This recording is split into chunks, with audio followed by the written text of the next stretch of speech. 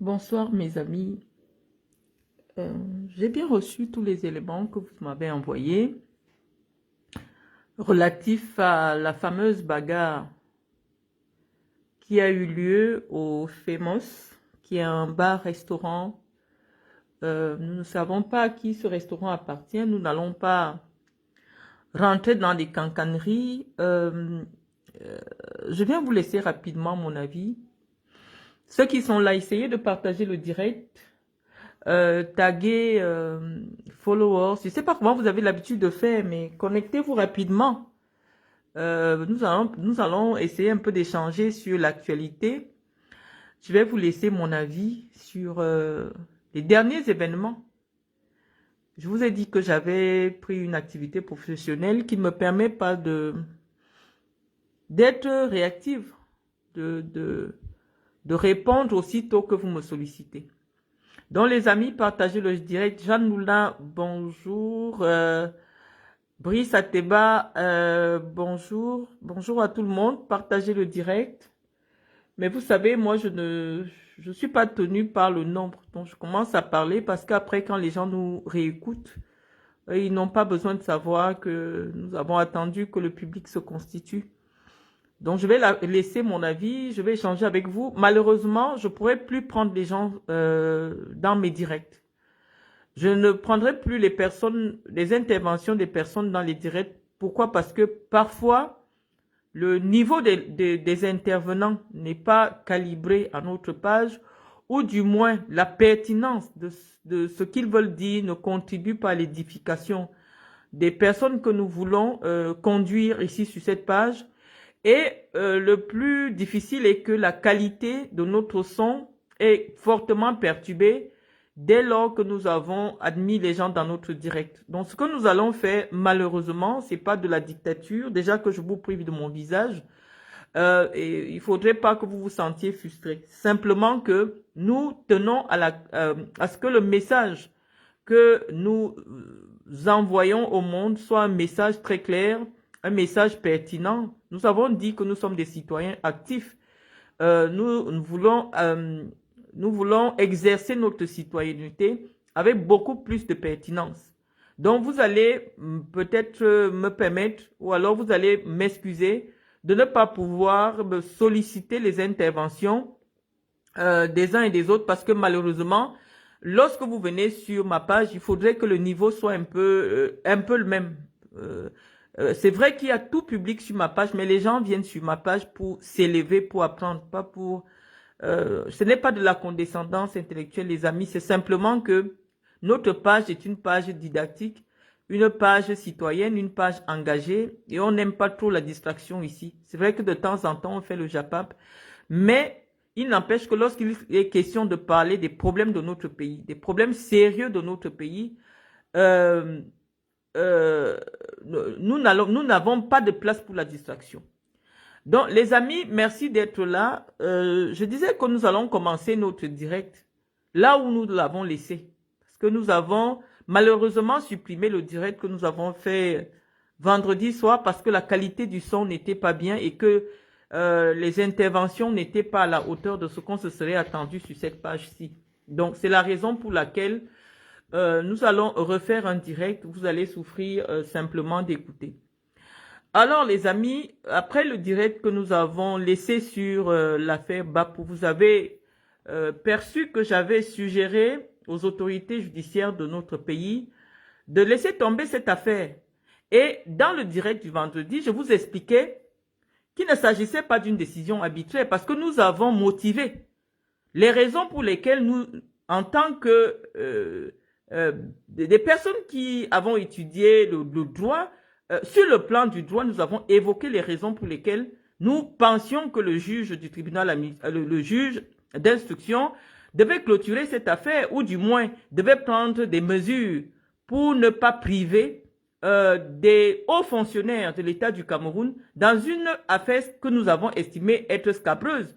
Et nous remercions l'autorité judiciaire, les juges du tribunal militaire qui nous ont suivis dans cette analyse que nous avons bien voulu partager avec les Camerounais. Nous l'avons fait avec beaucoup de légèreté. Mais je vous dis, lorsqu'on dit des choses pertinentes, c'est vrai qu'il faut mettre un peu de sucre pour que ça pénètre bien. Parce que les Camerounais aujourd'hui aiment le Congo-ça. Et donc, même lorsque vous voulez dire des choses pertinentes, des choses savantes, pour que ça puisse pénétrer, hein, il faut mettre un peu le Congo-ça là. Donc, je dis que je remercie le juge du tribunal militaire qui nous a suivis dans l'analyse que nous avons faite dans cette affaire de Parfait Bapou, à savoir qu'il était impossible pour Bapou d'inventer une telle histoire. Bapou n'est pas un personnage inconnu des autorités, des forces de services de sécurité ou de défense. C'est une personnalité très introduite et je vais vous dire que ce n'a rien d'illégal. Vous savez que les enquêteurs des officiers de police judiciaire travaillent essentiellement avec ce qu'on appelle des indices. Des indices qui sont eux-mêmes d'abord des bandits. Je vous dis que dans tous les quartiers de Yaoundé, il y a un chef bandit qui rend compte à la police. C'est-à-dire que lorsqu'il y a un coup, il est là, il fait aussi souvent des coups. Hein. Quand il vole quelque part, les gendarmes savent que c'est lui. Mais on le laisse jusqu'à ce qu'il commette quelque chose de grave. Et donc, vous ne pouvez pas, aujourd'hui, dire que les forces de sécurité et de défense travaillent avec des personnages du calibre de Bapou. Au-delà du renseignement, on ne peut pas faire le renseignement si on ne peut pas échanger avec quelqu'un qui va vous dire telle personne c'est un féman, l'autre il est dans le tchatchal, l'autre c'est ceci. Non, c'est ça le renseignement. C'est-à-dire qu'on ne peut pas travailler dans le renseignement sans avoir des gens introduits. Dans d'autres systèmes, lorsque vous lisez les histoires de la CIA, vous voyez que parfois les agents de la CIA sont introduits dans les cercles de la mafia. Vous êtes là, vous travaillez avec quelqu'un dans la mafia. C'est le jour qu'on vient vous arrêter. Vous ne savez même pas qui vous a balancé. Simplement parce que la mafia, la CIA a pris un de ces éléments. On lui a donné une fausse identité. On lui a donné tous les arguments d'un bon mafioso. Et il vient, il intègre votre milieu. Donc, nous n'allons pas ici indexer les forces de sécurité et de défense en disant que comment est-ce qu'elles peuvent collaborer avec une personnalité aussi controversée que Hervé Bapou. Mais moi, je vous ai dit ce que je pensais d'Hervé Bapou. Je pensais que c'était un homme qui était honnête. Il a choisi de son métier. Je ne sais pas si c'est son métier ou c'est alors. Je vous ai parlé la dernière fois. Je vous disais que en réalité, ce que Bapou fait, ça s'appelle dans les milieux occidentaux du lobbying. C'est-à-dire que lorsque vous avez 2 ou 3, 4 petits numéros, vous introduisez des gens quelque part. Ça s'appelle des apporteurs d'affaires. Et donc forcément, dans le cadre des affaires, je vous le parle avec autorité, dans le monde des affaires, oui, il y a des commissions qui peuvent être exigées de la part des personnes que vous aidez à avoir des affaires. C'est tout à fait légal. Je peux dire que c'est tout à fait connu de la part de ceux qui font les affaires, qu'en réalité, une personne qui vous aide à avoir une affaire, une personne qui vous apporte une affaire, il y a un pourcentage. Je ne pourrais pas encore catégoriser cela dans le cadre de la corruption. La corruption va intervenir à un autre degré. Donc, nous avons expliqué au juge du tribunal militaire que sur le plan du droit, en ce qui concerne cette affaire du faux contre Amiral Fouda, il y avait des insuffisances qui allaient peut-être aboutir à soit à un non-lieu, ou du moins à ce que le tribunal constate son comment dire ça,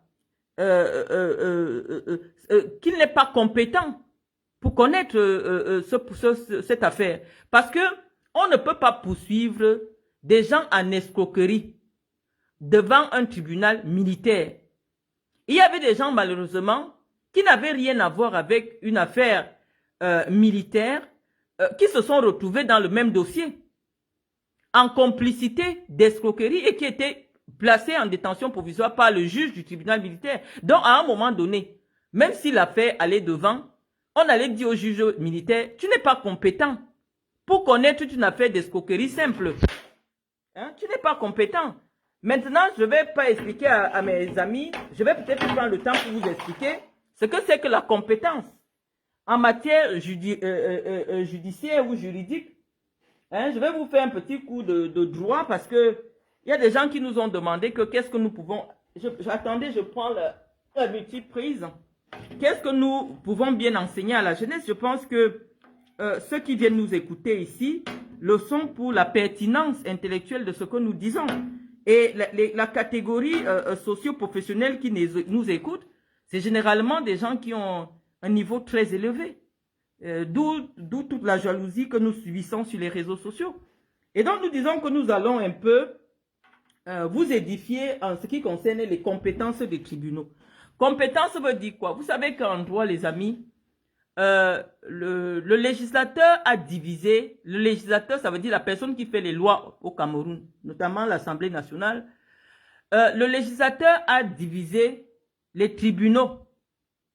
Il y a le tribunal de première instance, le tribunal de grande instance, il y a le tribunal, la cour d'appel, il y a le tribunal, un tribunal spécial pour les plus grands voleurs du Cameroun, ceux qui volent à partir de 50 millions à l'État, qui on appelle le tribunal spécial, qui est un tribunal spécial, comme on le dit. Après, maintenant, il y a la Cour suprême. Donc, ce qui se passe, c'est quoi? En fonction de votre problème, on peut décider que votre problème, c'est un petit problème. C'est-à-dire que les problèmes qui ne... Oh, où est mon chargeur? Les problèmes qui ne vous font pas durer en prison. Oh, les amis, on sera obligé de chercher d'abord la tête du chargeur. Les problèmes qui ne vous font pas durer en prison. Ah, j'ai vu.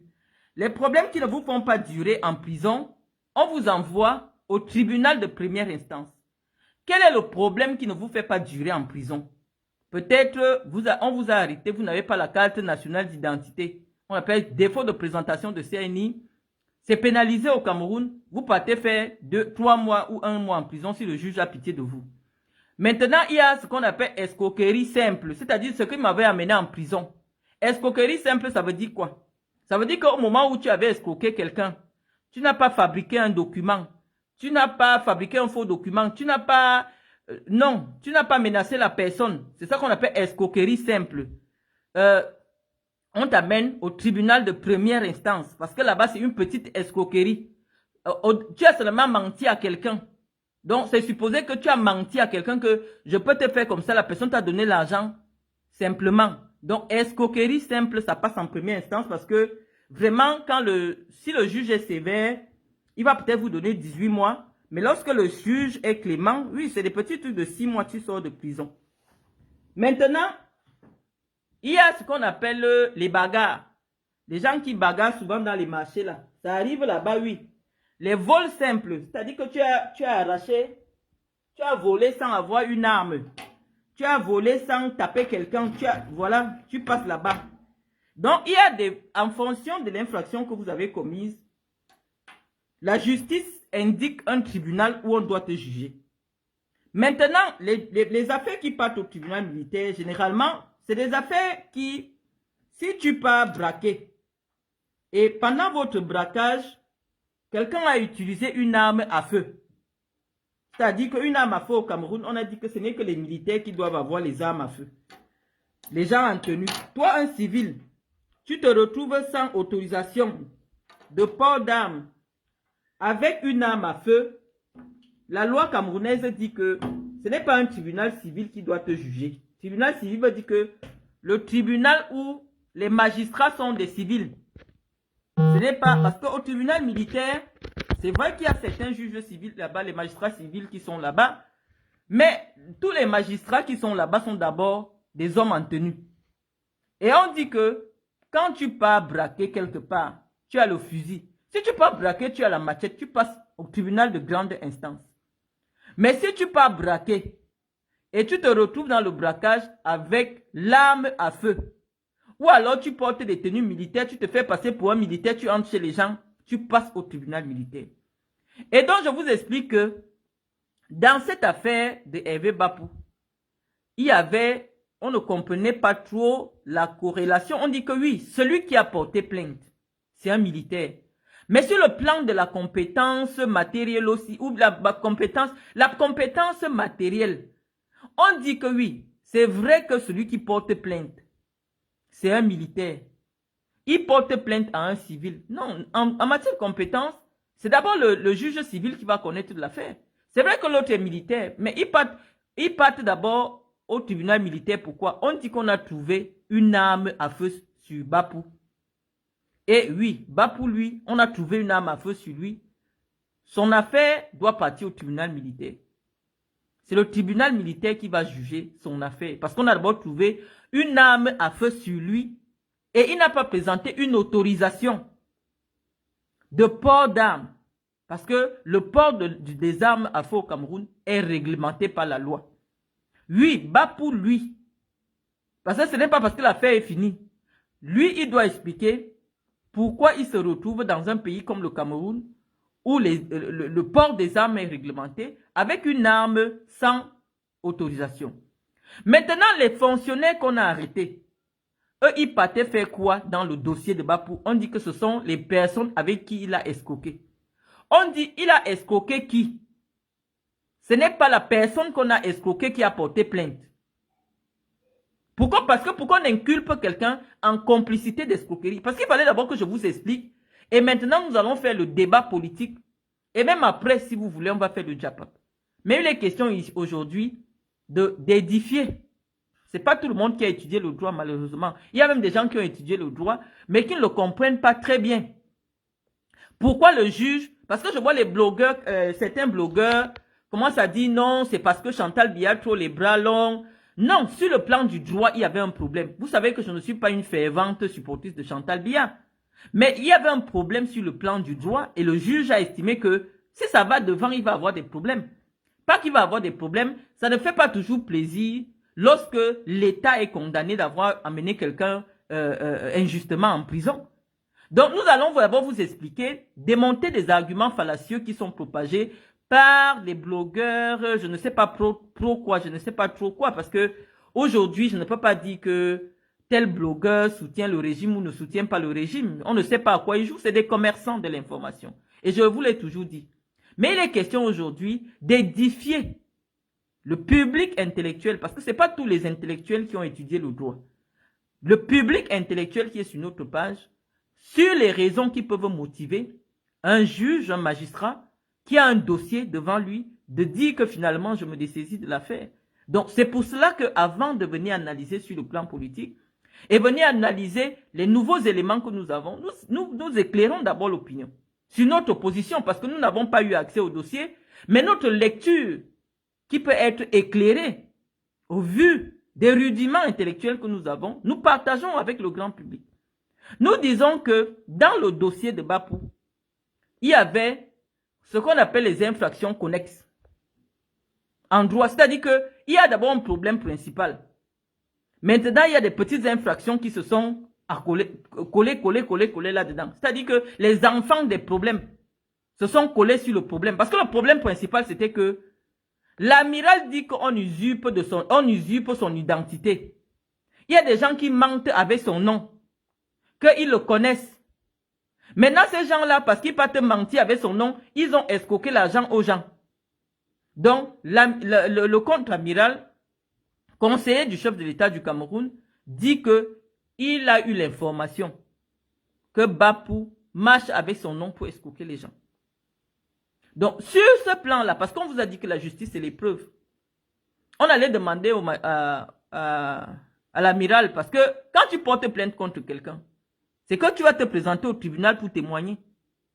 Donc, parce que pour venir, on va t'entendre au tribunal. On ne porte pas plainte pour ne pas après se présenter au tribunal. Parce que vous devez aussi comprendre tout ça là. Tous les citoyens sont des justiciables. C'est-à-dire que tu portes plainte à quelqu'un. Ce n'est pas que tu vas rester dans ton bureau.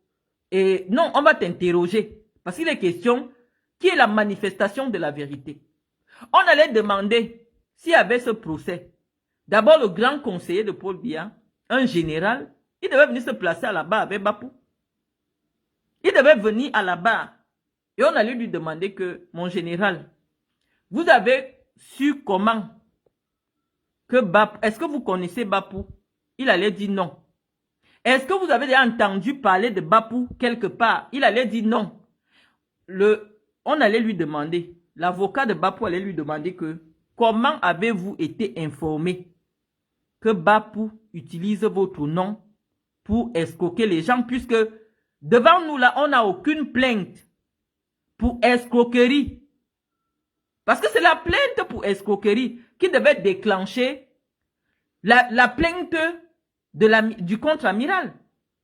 C'est-à-dire qu'il fallait qu'un plaignant vienne dire devant une juridiction que moi je porte plainte à Bapou que Bapou m'a escroqué en disant qu'il me met en contact avec l'amiral. Or, une telle plainte n'existait pas.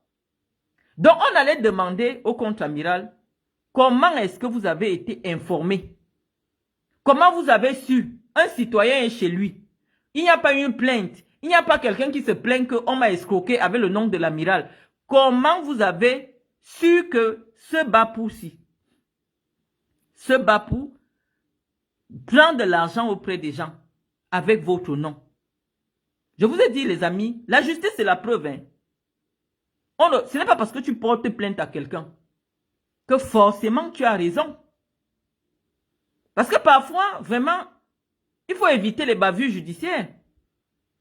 Personne n'a porté plainte à Bapou pour escroquerie. Et donc, l'amiral devait apporter les éléments de preuve. C'est-à-dire, soit des témoignages formels, des gens qui viennent à la barre, des hommes d'affaires qui disent que moi j'ai donné 200 millions à Bapou.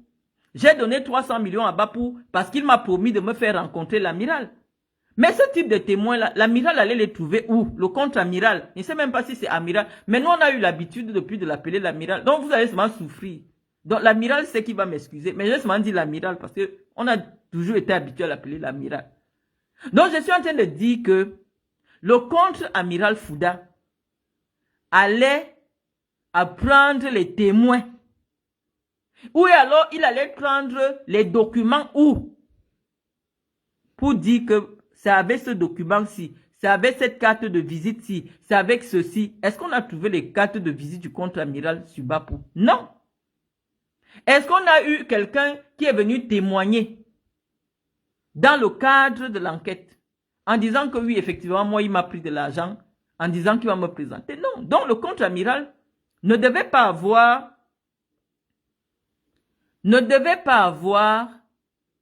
des éléments pour soutenir sa posture devant le tribunal.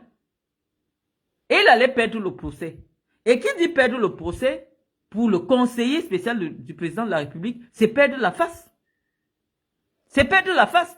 Donc, ce que les juges ont fait, ils savent qu'ils peuvent prendre Bapou sur d'autres dossiers. Sur d'autres choses. Hein. Parce que ce n'est pas parce qu'on laisse un bandit que forcément, Bankui ne connaît pas le problème qui peut amener. Parce qu'un Bankui connaît tous les problèmes des bandits de Yaoundé. Le colonel Bankui connaît tous les problèmes des bandits de Yaoundé. Donc, c'est lui qui décide. Tant que tu n'es pas nuisible, il te laisse, tu fais ton banditisme, mets-le au courant. Donc, si on veut nuire à Bapou, le colonel Bankui connaît le problème qui peut amener Bapou en prison. Mais pour le moment, on le laisse parce qu'il n'est pas gênant.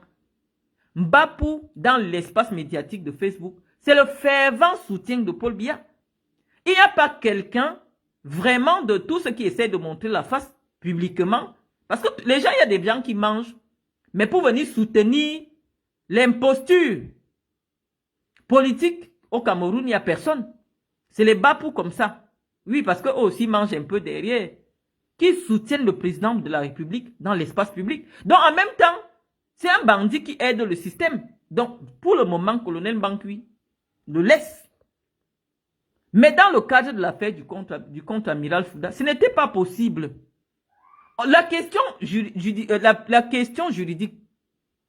n'était pas de répondre si oui ou non Bapou connaît l'amiral. Parce que le fait de connaître quelqu'un, ce n'est pas ça qui est l'infraction pénale. Le problème, c'est de prouver que Bapou a pris l'argent de quelqu'un en se faisant passer pour un proche de l'amiral. Donc, il fallait trouver un plaignant. Et jusqu'à tout le temps que Bapou a passé en cellule, il n'y avait pas le plaignant de ça. On a arrêté Bapou de manière très médiatisée. Ça veut dire que même si les plaignants étaient cachés même en Azerbaïdjan, les plaignants devaient atterrir au CED. Mais si après 2 mois, aucun plaignant ne vient se présenter pour dire que oui, c'est à moi qu'on a pris de l'argent sous le fallacieux prétexte de me présenter, de me faire gagner tel marché, bah, le juge, malheureusement, il voit que le juge d'instruction, il voit que le dossier ne tient pas la route.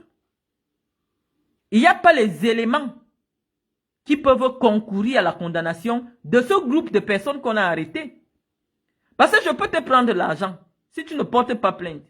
Un magistrat ne va pas... C'est un problème entre toi et moi.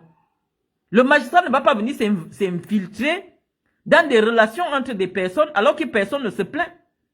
Si Ngobo ou alors Nyanjok, la fille de Medoulou, est partie prendre 100 millions à un gars, elle peut dire que ce sont chauds.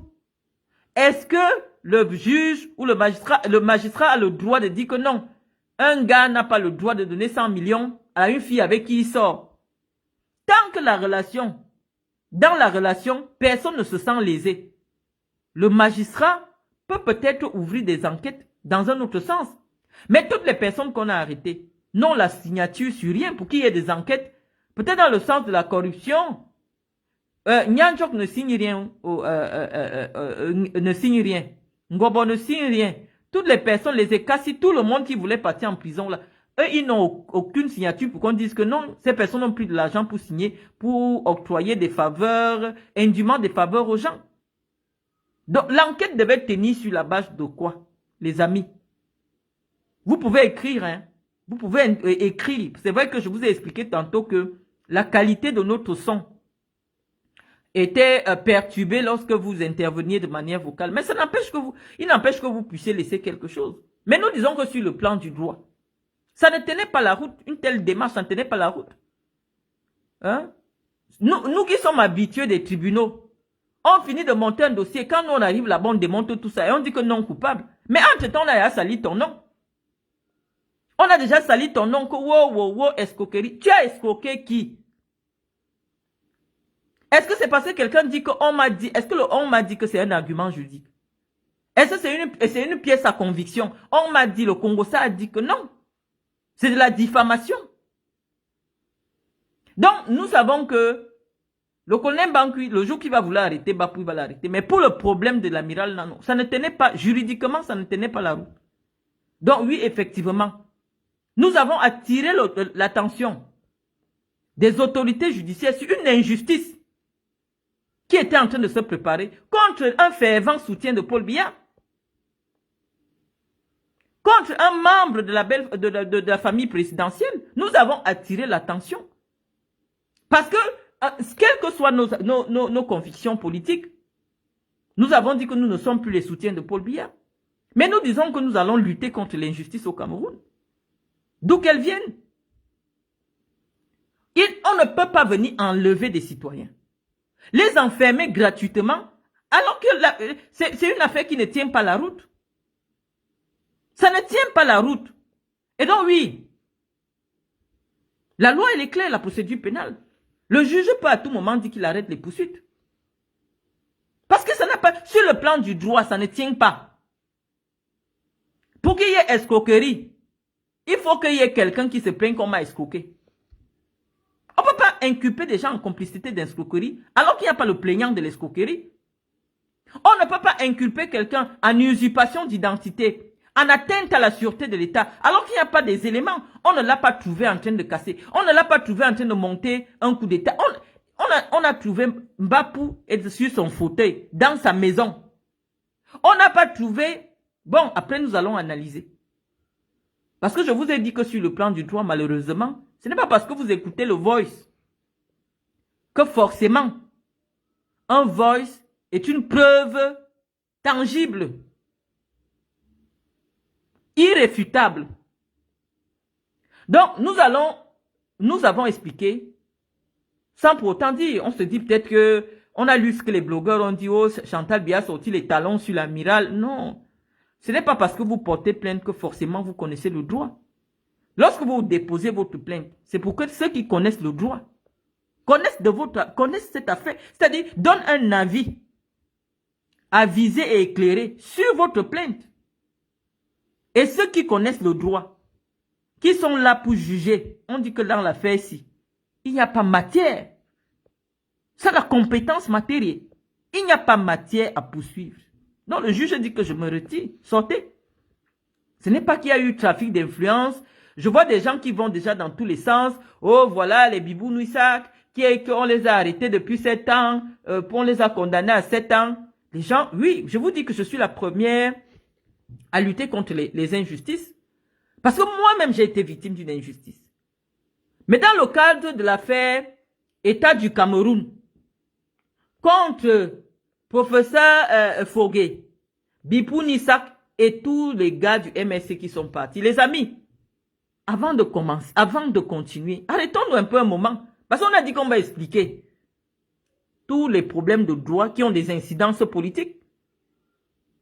Nous sommes restés ici. Bipou Nissak a commencé à marcher sur tous les plateaux télé pour dire que le professeur Kamto est le président élu du Cameroun. Les amis, il y a d'abord un problème de trouble à l'ordre public. Dès lors que l'institution en charge, qui est le Conseil constitutionnel, de donner les résultats de l'élection présidentielle, donne le nom de quelqu'un, personne au Cameroun n'a plus le droit. Il faut que je commence à vous expliquer ça maintenant. Personne n'a plus le droit de contester le résultat de l'élection. Ou du moins de contester la... Ça c'est une autre partie. C'est-à-dire que l'autorité, l'institution qui a autorité pour dire qui a gagné une élection au Cameroun. Dès qu'ils ont déjà dit, même s'ils restent ici en France, je n'ai même pas déposé ma candidature. On dit que a été élu présidente de la République du Cameroun, Marlène Mvutu. Vous n'avez pas le droit de dire que Marlène a déposé sa candidature quand? Vous devez seulement accepter. C'est l'autorité que l'État du Cameroun, c'est l'institution à qui l'État du Cameroun, c'est-à-dire vous, a donné l'autorité pour donner le nom de la personne qui a gagné les élections. Mais on voyait cette affaire dans les réseaux sociaux. Oh, président élu, on se moquait même de la République de Facebook. Ils ont dit que oui, c'est lui le président du Cameroun. On regardait cela. On vous a dit, on ne fait pas le buzz avec les institutions étatiques. On ne fait pas le buzz. C'est-à-dire, la pauvreté intellectuelle de certains communicants politiques fait que malheureusement, ils sont tombés dans cette affaire. Bon, ça amusait la galerie. Jusqu'au niveau où ils se sont levés pour appeler les Camerounais à se rassembler à la poste centrale pour aller enlever Paul Biya d'Etoudi. Les amis, ça a un nom en droit. C'est-à-dire que le législateur camerounais, je vous ai expliqué que le législateur veut dire que celui qui a écrit la loi du Cameroun, c'est-à-dire vous. C'est vous qui envoyez vos représentants à l'Assemblée nationale. Vous avez dit que au Cameroun, personne n'a le droit d'inciter à la rébellion. C'est la loi. On dit que dès qu'on a déjà établi une autorité politique du niveau du président de la République, personne n'a le droit de venir appeler les Camerounais que rassemblons-nous à la poste centrale, allons la lever. Les amis, c'est déjà une atteinte à la stabilité politique du pays. Parce que ce n'est pas parce que les Camerounais sont des peureux. Hein. Mais toi, tu dis un truc comme ça. Parce que, non, c'est pas parce que les Camerounais aiment boire et manger, aimer les femmes, que les affaires de leur pays ne les intéressent pas, que vous allez minimiser de telles démarches. Imaginez-vous que vous êtes dans un pays où les gens ont le sang à l'œil. Oui, c'est que les Camerounais allaient se lever avec les machettes et allaient enlever Paul Biya Etoudi. Malheureusement, le fait d'organiser une manifestation, le fait d'appeler à interdite, le fait d'appeler à l'insurrection, malheureusement, c'est puni par la loi camerounaise, à des peines très très sévères. Et je pense que le juge militaire, lorsqu'il devait prendre la décision de la condamnation, n'a même pas tenu compte du quantum de la peine. Parce que malheureusement, Ce qui avait été retenu dans le cadre de cette affaire. Non, les gars là devaient passer 15 ans en prison. Mais j'ai senti une décision clémente de la part du juge. Et ironique, les amis, parce que vous savez que le mandat du président de la République au Cameroun, c'est 7 ans. Donc, le juge a dit que, bon, quand vous dites que Paul Biya n'est pas président, et il doit faire 7 ans, allez un peu rester comme ça vous gêne. Donc, c'était une décision charitable et humoristique. Parce que, tel que tous les éléments, c'est-à-dire qu'il y avait des vidéos, il y avait des éléments probants, les preuves. Il y avait les vidéos de Bibi Noussak, il y avait tout. Tout était réuni. Il y avait eu la marche de Douala. Des gens qui se lèvent comme ça spontanément. On a vu dans d'autres pays. Des marches spontanées comme ça ont conduit au renversement du régime. On a vu le cas de la crise arabe. Des gens se sont levés comme ça, ils ont commencé à marcher et le pouvoir est tombé. Donc malheureusement, comme je dis, nous sommes les opposants aujourd'hui de Paul Biya. Mais nous disons que là où le droit doit s'exercer, en tant que défenseurs du droit, nous laissons le droit s'exercer. Nous disons que dans cette décision des marcheurs du MRC, dans cette décision du juge, il y a beaucoup de clémence. Et il y a beaucoup d'humour citoyen. On leur a donné 7 ans de prison, c'est-à-dire que le même nombre d'années, puisqu'ils disent que le président qui a été élu les dérange. On dit, allez alors faire 7 ans là-bas. Vous allez voir que 7 ans, ça passe vite, ou alors 7 ans, c'est long. Allez rester là-bas pendant 7 ans. Mais ce n'est pas parce que le juge du tribunal militaire s'est déjà prononcé en première instance que oui, les voies de recours sont épuisées. On dit que oui, il y a les voies de recours au Cameroun. Peut-être qu'ils ont fait interjeter appel, mais moi je suis sûr que s'ils partent maintenant à la Cour suprême ou je ne sais pas où, on risque de doubler la peine. Donc mieux, ils gèrent les 7 ans là. Parce que je vous dis que le juge qui a donné 7 ans pour les chefs d'accusation qui avaient été retenus, il a été clément. Donc les amis, c'est des choses que vous ne devez pas faire. C'est-à-dire que dès lors que un parmi nous là est déjà passé devant le peuple camerounais à l'Assemblée nationale, il a prêté serment. Ce n'est plus votre égal. Vous ne devez pas vous lever comme ça, dire oui, il n'est pas président. Non, on n'a pas le droit. Sa légitimité lui vient du peuple, de vous. Vous n'avez plus le droit de dire que non, il n'est pas notre président, le président a fait ceci. Non, notre président c'est tel. Non, vous n'avez pas le droit de le faire, les amis. C'est la loi. Comme Thomas a enseigné le droit, il sait que c'est ce qu'il nous a enseigné. On ne peut pas contester la légitimité d'une personne qui a été élue par le peuple. Élue par le peuple, dont le résultat a été validé par le Conseil constitutionnel et qui a prêté serment devant l'Assemblée nationale. Ça s'appelle le désordre. Et comme on connaît que les démocraties africaines sont fragiles, malheureusement, le pouvoir judiciaire doit être ferme envers des gens qui veulent perturber l'ordre établi.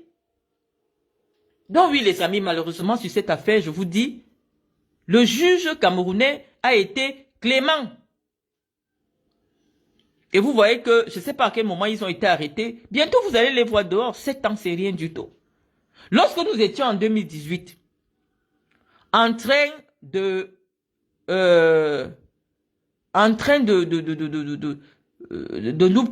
nous battre là. On ne savait pas que non, mais dans moins d'1 an, on sera encore là à dire que quelqu'un doit être président de la République. Le temps est passé, moi je n'ai même pas pris une seule ride. En 7 ans. Donc 7 ans les amis, ça passe comme, c'est très vite. Donc les amis, maintenant que je vous ai expliqué ça, je vous ai dit, nous faisons du sacerdoce. Je vous ai dit, c'est ma nationalité camerounaise. Tant que les Français ne m'ont pas donné leur nationalité pour parler de leurs problèmes, moi je parle des affaires du Cameroun. Je suis là pour parler des affaires de mon pays. Maintenant, Euh, Roxane Iliana, elle me dit, partagez mon direct, on vient déjà me signaler. Mettez les cœurs, faites quelque chose. Elle me dit, je trouve que ton raisonnement est très différent. Donne de tes précédents live à propos du même sujet, Bapou. Ça veut dire que tu ne me comprends pas, Roxane Iliana. Je t'ai dit, malheureusement, les discours de ceux qui ont un certain calibre intellectuel ne sont pas accessibles au cerveau de tout un chacun.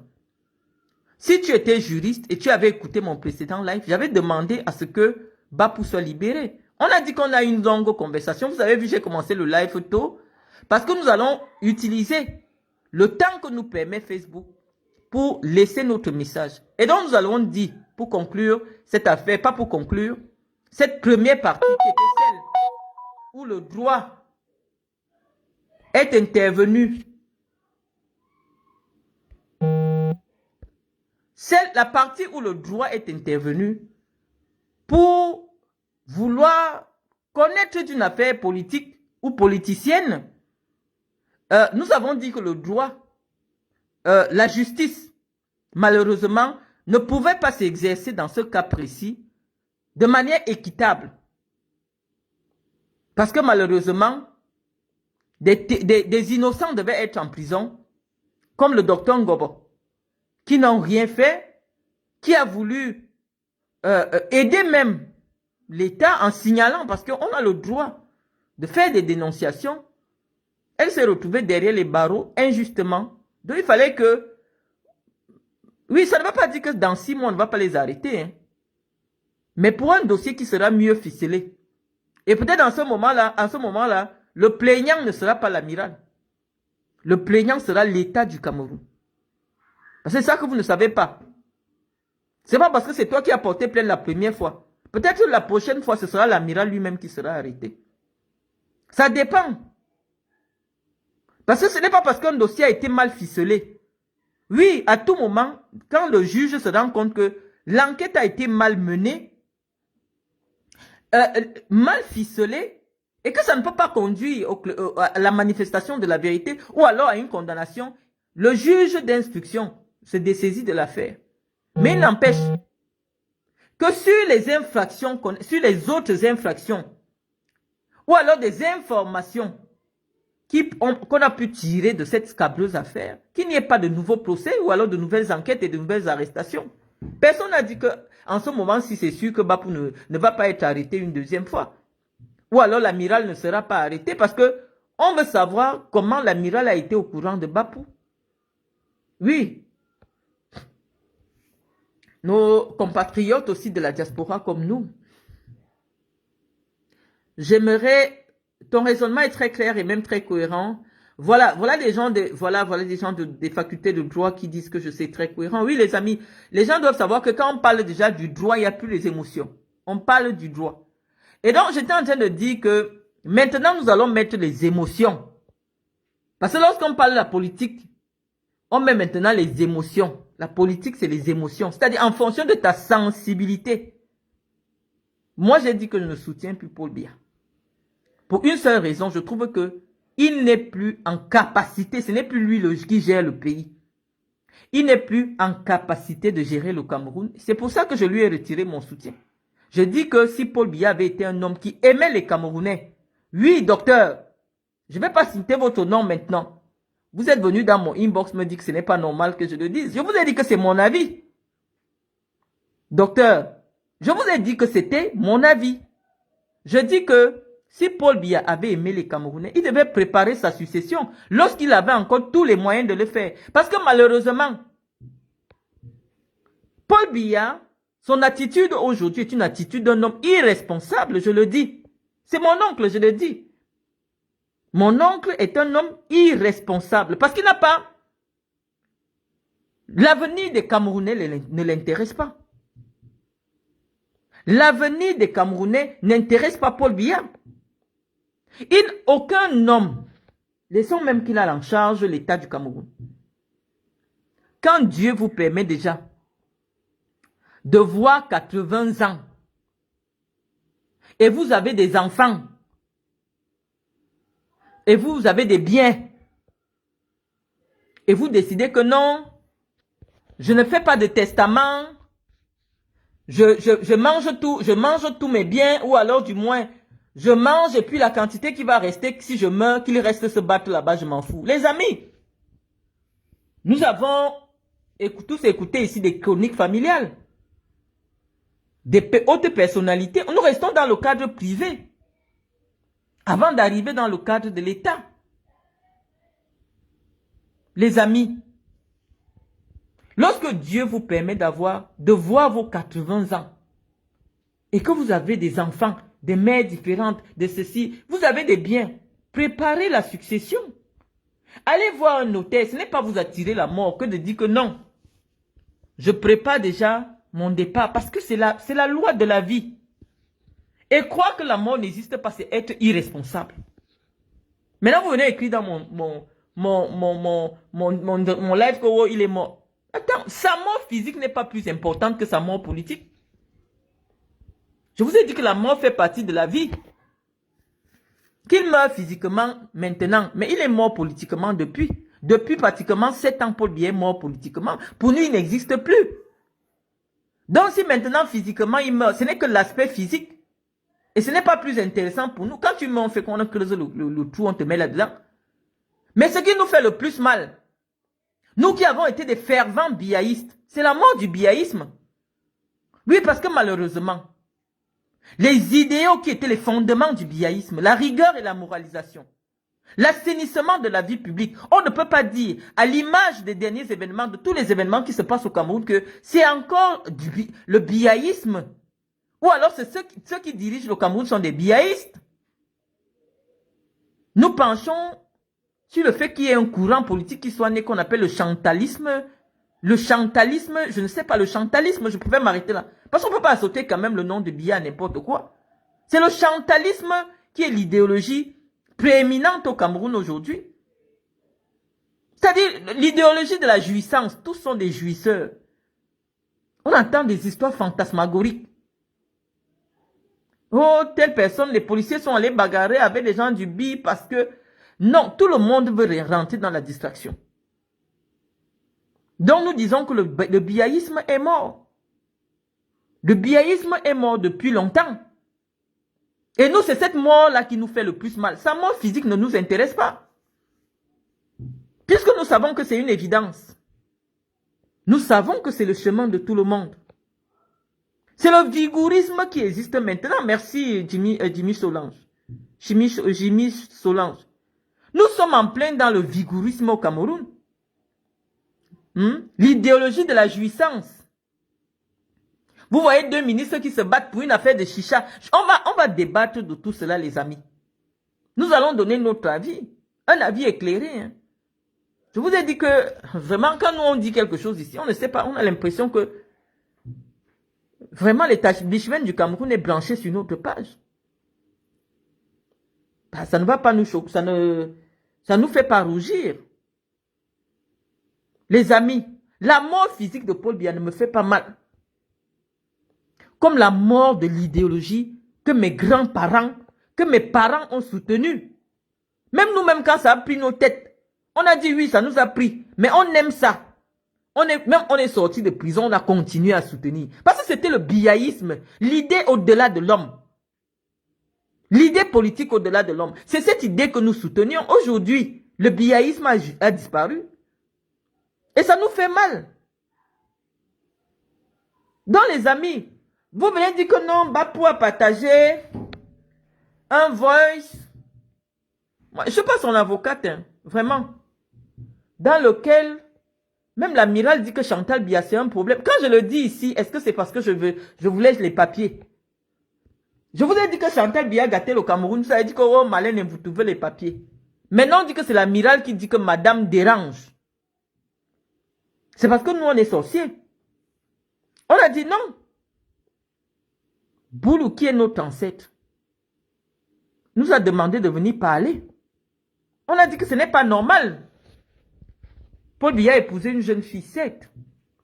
Mais avec le temps, elle aurait pu prendre en maturité.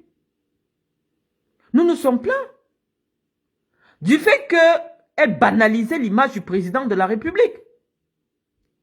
Elle permettait au président de la République de s'afficher en toute complicité avec des grands fémans. Le gars qui est parti toucher sa tête là. Je ne sais pas comment vous l'appelez sur les réseaux sociaux. Je ne sais pas où il gagne son argent, les amis. Mais ce ne sont pas des gens avec qui Paul Biya doit avoir une photo. En toute intimité, il prend cette photo-là, il peut afficher dans ses réseaux sociaux. Demain, vous allez entendre qu'on l'a arrêté comme on a arrêté Ouch Popi. Le Nigérian, le Scamala. Dans l'affaire de Bapou, on a entendu que les banquiers camerounais, les hautes autorités politiques camerounais protègent les scamas. Les scamas, vous allez aussi me demander les scamas, c'est quoi? Les amis, c'est les gens qui volent les cartes de crédit. Qui font, non seulement au-delà des cartes de crédit, parce que les cartes de crédit pour eux, c'est encore petit. C'est des gens qui sont capables. Vous avez entendu l'histoire où on avait piraté le compte bancaire de la présidence de la République française. C'est-à-dire que ce sont les gars avec des coordonnées informatiques qui sont capables de virer, d'enlever 500 millions dans le compte de la Banque Société Générale, peut-être dans le compte qui appartient par exemple à un État, et ils font détourner ça, ça atterrit au Cameroun. Manipulation seulement informatique. Et on dit qu'au Cameroun, ils ont déjà huilé tout le système pour que personne ne leur demande déjà, d'où ils prennent l'argent, et qu'on favorise même que lorsqu'ils prennent leur argent, même si on envoie le mandat d'arrêt, on les aide au Cameroun à changer leur identité, à changer tout. Donc ils ont noyé tout le système. Les gars sont là-bas, ils se baignent. Oui, et donc dans l'affaire, il y a des gens comme les Mbapou et autres qui s'enrichissent. Donc c'est des gars qui ne peuvent jamais porter plainte contre Mbapou. Parce que eux-mêmes, ce sont des voleurs volés. C'est des gens qui volent. Les Français qui volent partout en Occident pour venir se cacher au Cameroun avec. Donc les affaires des voleurs volés, nous les citoyens camerounais, nous disons que ça ne nous intéresse pas. D'autant plus que toutes ces sommes que ces gens volent. Les amis, je vous ai présenté une vidéo d'une maternité dans le département, et Seigneur, de Paul Biya. Regardez où des enfants qui vont se vanter demain. Je suis de la région du président de la République. Regardez là où ils naissent, les amis. Et ces gens même qu'on escroque là, aucun ne s'est encore levé pour dire que vraiment, Paul Biya nous permet de devenir des milliardaires. Allons laisser les sacs de... Allons laisser les lits d'hôpitaux. Allons laisser... Non! Les amis, laissons les bandits entre eux, qui se tuent. Laissons les bandits entre eux. La seule chose que vous devez faire, les amis, c'est avoir la conscience citoyenne. Ne baissez pas les bras, les amis. Ne vous dites pas, oui, qu'est-ce qu'on peut faire? Allez prendre vos cartes électorales, les amis. Ne dites pas que c'est l'affaire des autres, ça ne nous concerne pas. Nous, on va aller fumer les chichas. Déjà que le ministre a déjà dit qu'on ne nous interdit plus de fumer les chichas. On s'en fout. Non, les amis. Vous êtes en train d'hypothéquer votre avenir.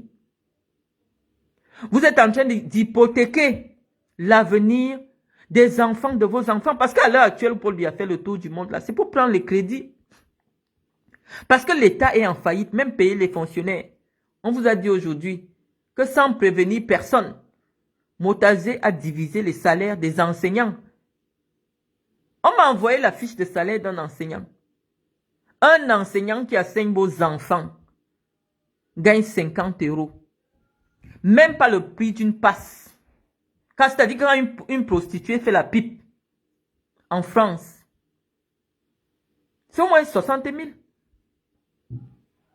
Une seule pipe. Hein. Parce que vous aimez quand je vous parle avec les mots du Japon. Comme ça vous pénètre bien.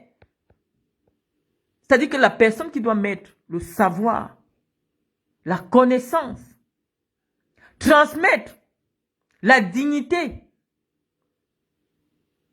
Parce qu'au-delà de l'instruction, l'enseignant est le premier qui transmet en dehors des parents, la dignité à un citoyen. Et on vous dit que ceux qui sont chargés de transmettre la dignité, parce que quelqu'un qui n'est pas instruit vraiment, celui qui est chargé de transmettre la dignité à vos enfants, à vos descendants, lui, il ne gagne pas l'équivalent d'une pipe. Il ne gagne pas l'équivalent d'un champagne au Famous. Et vous êtes là, vous poursuivez Bapou. Bapou a volé les voleurs. Le problème est où? Vous poursuivez Bapou? Non. Vous devez poursuivre ceux qui ont confisqué votre pays, les amis. C'est indigne. Je dis que c'est indigne. Je vous ai dit, les amis, que dans un régime comme celui de Paul Biya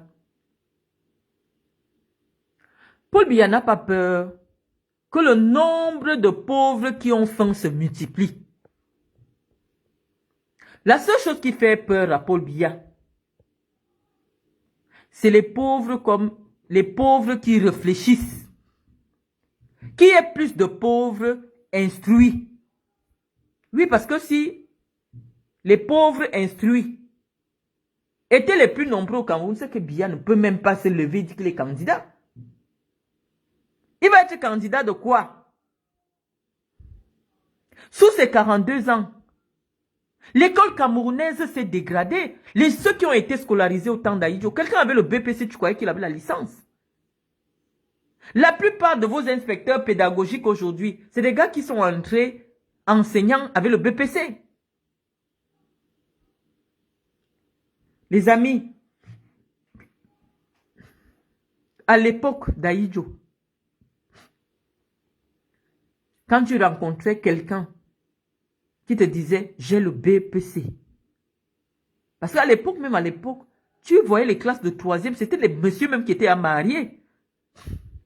Les gens n'avaient pas 11, on les appelait souvent les tomes 8, c'est-à-dire qu'ils avaient fait le bac, le BPC.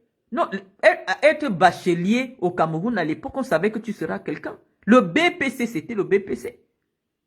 Et aujourd'hui, ce sont eux-là qui sont assis dans les administrations parce que malheureusement, ce sont eux qui ont eu la vraie connaissance. Aïdjo n'était pas là à l'école. Mais Aïdjo savait qu'on ne peut pas bâtir un pays avec les troubadours. Aïdjo finançait pour que l'école camerounaise soit au niveau des standards internationaux. Quand un Camerounais sortait des écoles ou des universités camerounaises à l'époque, non, ils venaient ici battre les Français.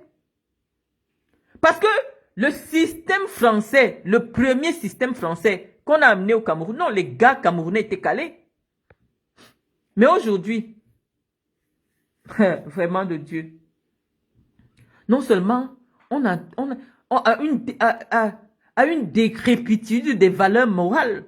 Je vous ai dit que les enfants camerounais aujourd'hui n'ont pas peur de filmer les papas en caleçon et mettre sur Facebook. Au-delà de cette décrépitude, c'est-à-dire que le niveau d'instruction des Camerounais a disparu. On ne peut même pas dire que ça a baissé. C'est pour ça que vous voyez les idiots se mettre sur Internet. Oh, telle personne n'a pas tel diplôme. Parce que oui, pour eux, un certain niveau intellectuel aujourd'hui est inaccessible. C'est inaccessible. Quelqu'un te dit, j'ai la licence. Tu lui dis, ok, où est le raisonnement? Le gars est vide comme la vidange. Le gars est vide comme la vidange. S'il ne récite pas des choses, parce qu'il a fait les mathématiques, s'il ne récite pas les choses, il ne peut pas te tenir une analyse soutenue et structurée. Parce que la consistance intellectuelle n'est pas là. Oui, c'est l'école que Biya, en 42 ans, a donnée aux Camerounais. Mais je vais vous dire que c'est une stratégie politique, les amis. Quand quelqu'un veut durer au pouvoir, il faut fabriquer le plus d'idiots. C'est-à-dire que, quand vous voyez tout ce que les Camerounais adorent aujourd'hui, non, tu les vois, il n'y a pas le débat intellectuel sur... Non, il n'y a pas le débat. Leur problème, ils sont en train de faire le challenge, le bâton de manioc. On dit que oui, c'est la promotion du bâton de manioc. Le Cameroun, aujourd'hui, dans le Conseil des Nations, en termes de proposition, en termes de participation, c'est de valoriser le bâton de manioc. Nous ne disons pas non. Nous disons que le burlesque a sa place aussi dans l'art. Nous le disons. Le burlesque fait partie de l'art. Mais nous disons que ça ne peut pas être l'essentiel. Ça ne peut pas être l'essentiel. La jeunesse camerounaise aujourd'hui a du mal à comprendre les enjeux. Ils s'en foutent. C'est-à-dire, ils ne font même pas exprès les pauvres. Parce que des fois, j'essaie de prendre certains ici en direct. Tu sais que celui-là, il veut bien, mais le niveau, il n'arrive pas. Il n'arrive même pas à se lever au-dessus de ses passions. J'ai pris un ici dernièrement. On était dans un débat fortement intéressant. Lui, son problème, c'est savoir est-ce qu'il y a la parenté entre la cousine de Chantal. C'est-à-dire que pour lui, il reste au niveau très basique. Il ne fait pas exprès, les amis. Il ne fait pas exprès. Et donc, oui, malheureusement, on a multiplié des gens qui sont dotés seulement d'un instinct grégaire. Oui, c'est l'instinct grégaire aujourd'hui. Quand il y aura campagne, là, les gars, on va mettre les... Parce que toutes les musiques qui sortent là maintenant, ils vont aller animer les meetings de campagne. Il n'y aura aucun discours intellectuel, politique. On va prendre Mimbombi Manibé. On va prendre Manibé, là, il va venir chanter Dagobert. Les gens vont boire, ils vont fumer la chiche. Après, ils iront voter. Puisqu'on va les embarquer même dans les bus. Ils vont aller dans les bureaux de vote étant sourds. On va seulement leur remettre le bulletin qu'ils doivent aller mettre dans l'urne. Parce qu'en ce moment-là, est-ce qu'on te donne même encore, on ne dit même pas prendre d'autres bulletins. On te remet déjà le bulletin parce que vous ne savez pas ce qui se passe dans les petites régions là-bas. C'est qu'on vous remet directement l'enveloppe fermée. Avec 5 000, on t'y va mettre.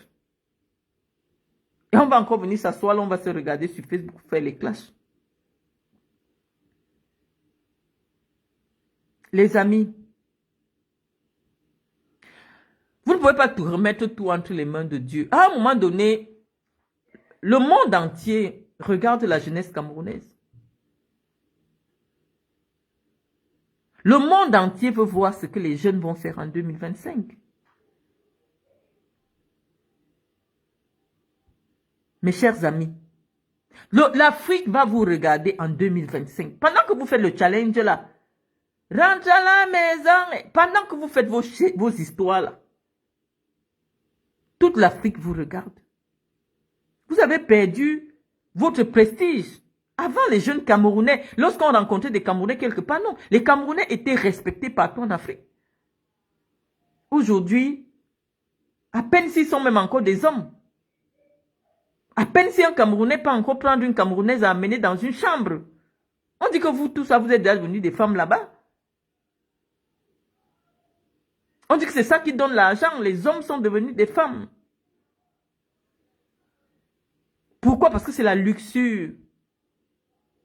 L'esprit du vigourisme. C'est-à-dire que l'esprit qu'on a utilisé, le vigourisme, la jouissance. Chacun veut jouir par tous les trous, les amis. Même les hommes veulent goûter par tous les trous. Je jouis, je meurs. Tel est le leitmotiv aujourd'hui du Cameroun. Jouir, jouir et mourir. Oui, parce que malheureusement, à la tête de l'État, il y a un homme aujourd'hui qui est devenu irresponsable. Je vous disais, les amis, que si vous avez votre père, il a 85 ans, 90 ans, il ne fait pas le testament, c'est parce qu'il sait que il ne veut pas prendre ses responsabilités. Parce qu'à partir de 85 ans, parce que même dans la Bible, on dit que les plus vieux parmi nous, dans le psaume 90, on dit que les plus vieux parmi nous vivent jusqu'à 70 ans. Ça veut dire qu'à 70 ans, 7. Dès que tu atteins déjà le chiffre 7, non, c'est là, tu as tout fait. À 70 ans, tu dois déjà avoir vécu ta vie et à partir de ce moment-là, tu prépares ta mort. Mais vous voyez quelqu'un, il est là.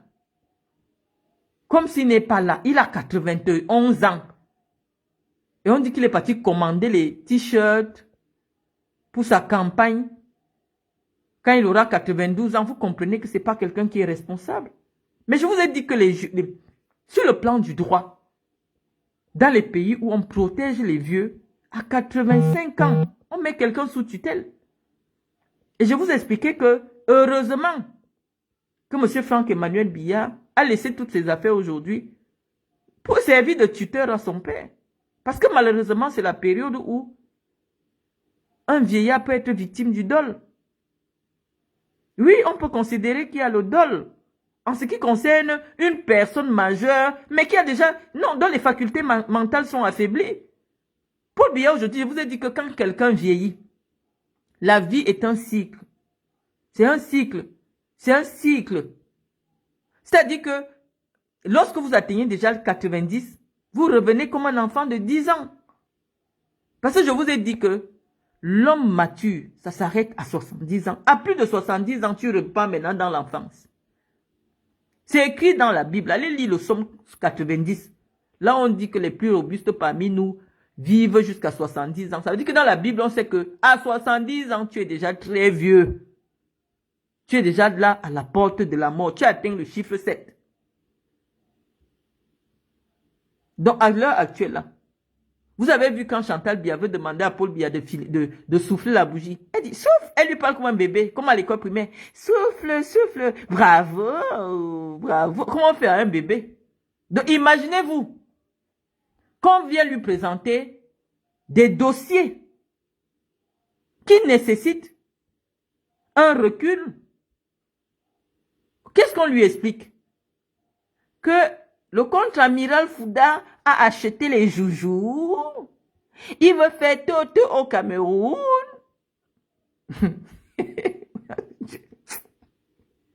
Vous lui expliquez ça comment? Vous lui expliquez ça comment? Les amis. Vous avez entendu l'amiral, ou c'est la voix de l'amiral, parce que c'est la voix de l'amiral. Hein. Mais aujourd'hui, vraiment, avec l'intelligence artificielle, on peut reprendre les voix des gens. Mais qui a même déjà entendu la voix de l'amiral jusqu'à aller reprendre ça avec l'IA? Parce que ceux qui connaissent l'amiral disent que c'est la voix de l'amiral dans l'audio de Bapou. Mais qui a déjà entendu la voix de l'amiral, du contre-amiral? Il faut pas que non, le contre-amiral, le général. Qui a déjà entendu la voix du général jusqu'à aller faire reproduire ça par l'IA? Parce que c'est quelqu'un qui n'a jamais accordé une interview. Donc, cette affaire est compliquée. C'est compliqué. Mais on dit que la voix qui imite la voix de l'amiral. Parce que voilà encore un nouveau problème. Il y a une voix qui imite. Il y a quelqu'un qui sait bien parler comme l'amiral. L'amiral dit que Madame Biya, c'est un problème au Cameroun. Même Bapou dit que oui, c'est vrai. Pour la voix de Bapou, on ne peut pas dire que c'est mon ami qui parlait dans le... Non, c'est mon ami. On a parlé au téléphone. Je l'ai vu face à face. C'est sa voix dans le voice là. Bapou, tu ne peux pas dire que ce n'est pas ta voix. C'est ta voix. C'est ta voix.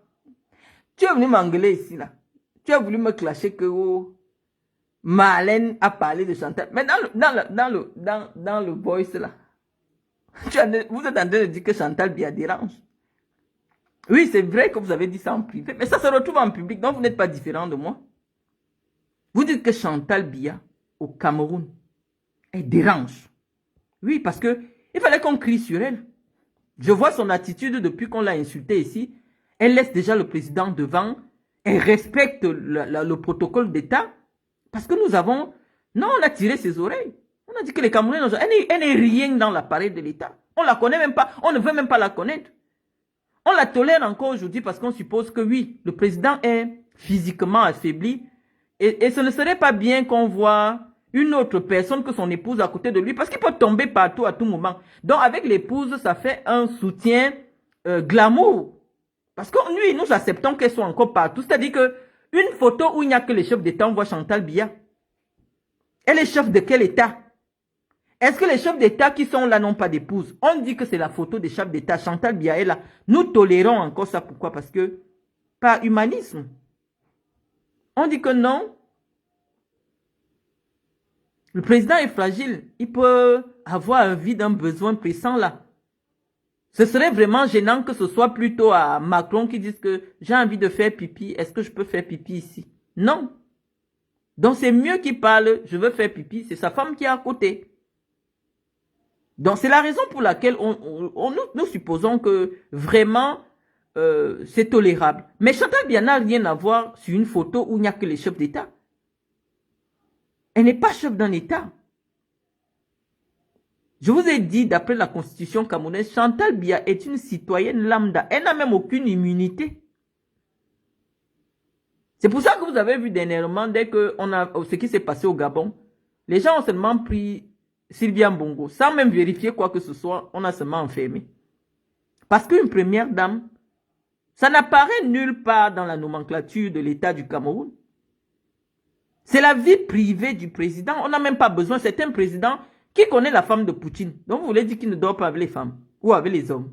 Qui connaît la vie intime de Poutine. Qui sait si Poutine a un enfant. Qui connaît sa vie. Parce que lui, il fait la différence. Sa vie privée, c'est sa vie privée. On ne veut même pas savoir. Qui est la première dame de Russie? Vous connaissez la première dame de Russie? C'est des trucs... Oui. Parce qu'on disait que non, il faut un côté glamour à l'homme d'État. Mais en Russie, les gens n'ont pas besoin du côté glamour. C'est la rudesse de la politique. Ils ont fait confiance à un homme, ils ne veulent pas savoir s'il dort avec les chiens, s'il dort avec les êtres humains. Ils n'ont pas besoin de savoir. Parce que c'est lui qui est responsable devant le peuple. Dans les amis, j'étais en train de vous dire que dans l'audio de Bapoula, on entend la voix du général qui dit que Chantal Biya dérange, elle fait le désordre. Là, on entend le général dire c'est-à-dire que c'est lui qui conseille Paul Biya. Il dit qu'il lui donne les conseils, mais Paul Biya n'écoute pas. Il n'est même pas tenu d'écouter. Quelqu'un qui n'est pas tenu d'écouter tes conseils, ça sert donc à quoi d'avoir un conseil? Ou c'est seulement pour gaspiller le budget de l'État? Il y a des pays où le gouvernement est réduit pour faire des économies, pour permettre aux enfants d'avoir des bancs dans des salles de classe, pour permettre aux enseignants d'être mieux payés. L'État diminue son train de vie. Tous ces postes inutiles. Voilà tout un fonctionnaire où je dis qu'il puise dans le budget de l'État, mais lui-même il dit que son poste ne sert à rien. Il dit que son poste là, ça ne sert à rien parce que le président n'est même pas obligé. Or, lorsqu'une personne constitue dans son cabinet des conseillers, ça veut dire que leur avis est pertinent parce que c'est eux les techniciens de chaque question qui est présentée devant le président. Et le président est tenu, avant de prendre une décision, de suivre quand même les orientations de ses conseillers. On a entendu vraiment des choses suffisamment graves dans cet audio-là. Moi, je ne sais pas, hein. C'est Dieu qui protège le Cameroun parce que chacun peut faire de cette interprétation ce que... Après, que ce soit vrai, que ce soit la voix de l'amiral ou non, mais ça ouvre un pan à beaucoup d'interprétations. Parce que moi, je dis que c'est la voix de Bapou. Donc, on a laissé Bapou dans l'affaire de l'escroquerie. Mais les services de renseignement doivent exploiter Bapou pour savoir, Bapou, tu parlais avec qui dans ton téléphone? Parce que c'est facile d'établir la conversation. Bapou, c'est sa voix. Maintenant, toi, Bapou, tu parlais avec qui? Voilà donc le problème parce que il n'y a pas un citoyen camerounais qui a le droit de comploter contre l'État. Que ce soit l'amiral ou non. Non, on veut savoir qui a le droit de comploter contre l'État parce qu'on dit que le colonel tel attend tellement tes ordres. Les ordres pour faire quoi? Le colonel a dit que non, il est avec vous. Il attend seulement que vous lui fassiez signe. C'est par rapport à quoi? Le colonel qui dit qu'il est là, il a dit qu'il est avec vous. Il attend seulement le jour qu'on lui donne le signal. Le signal pour faire quoi, Bapou? Vous n'avez pas... Il n'y aura jamais un militaire à la tête du Cameroun. Vous voulez faire quoi?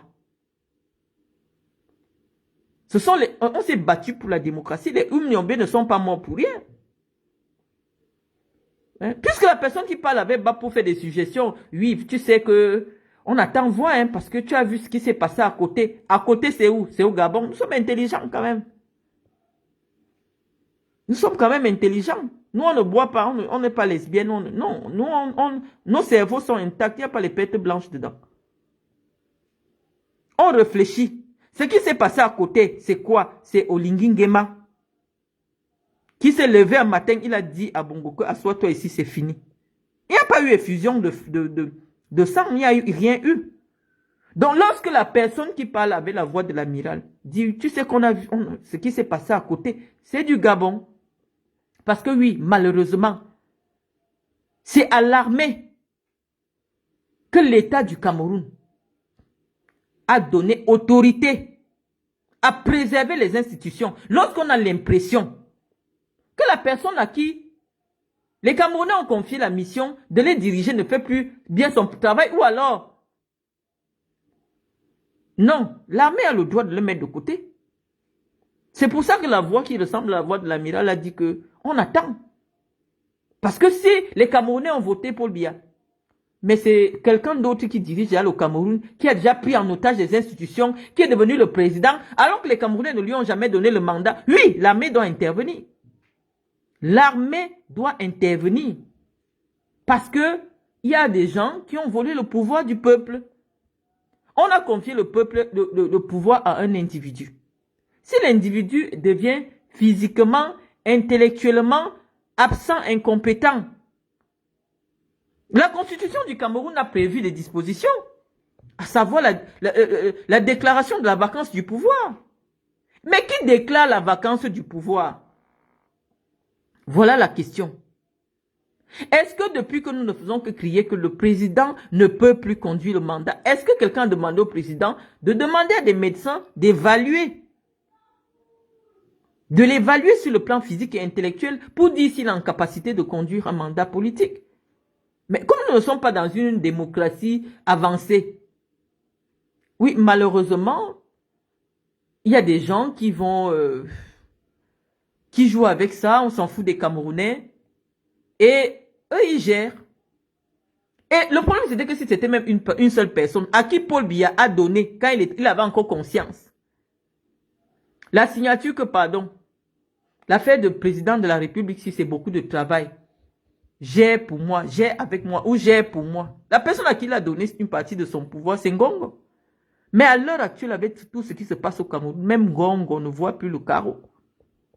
C'est chaque ministre qui... C'est-à-dire que c'est un capharnaüm, mais comme pas possible. Vous avez déjà vu ça dans quel pays? Un ministre qui écrit à un autre ministre et publie sur les réseaux sociaux. Je vous ai déjà dit, je vous interdis. Je vous ai dit qu'à Tangandji, je ne sais pas la fête du Cameroun là. Mais est-ce qu'on a même besoin de savoir quand on nous dit que les gens achètent seulement les postes? À Tangandji, parfois, je me demande que, mais attends, monsieur, si. C'est vrai que c'est un ministre qui est compétent. Mais ce n'est pas un politicien. Le ministre à Tangandji, on ne s'adresse pas à son collègue de cette façon. Surtout que tu n'es pas ministre d'État. Même ministre d'État là. Non. On se réfère au Premier ministre. C'est-à-dire que lorsque on pense qu'on a besoin d'un arbitrage dans l'action gouvernementale, lorsqu'on connaît la politique, on ne prend pas une lettre, on écrit à son collègue que je ne veux plus voir tes gens. Non, on ne fait pas ça. On sollicite l'arbitrage du Premier ministre. Vous vous retrouvez à deux, c'est au Premier ministre qu'on écrit.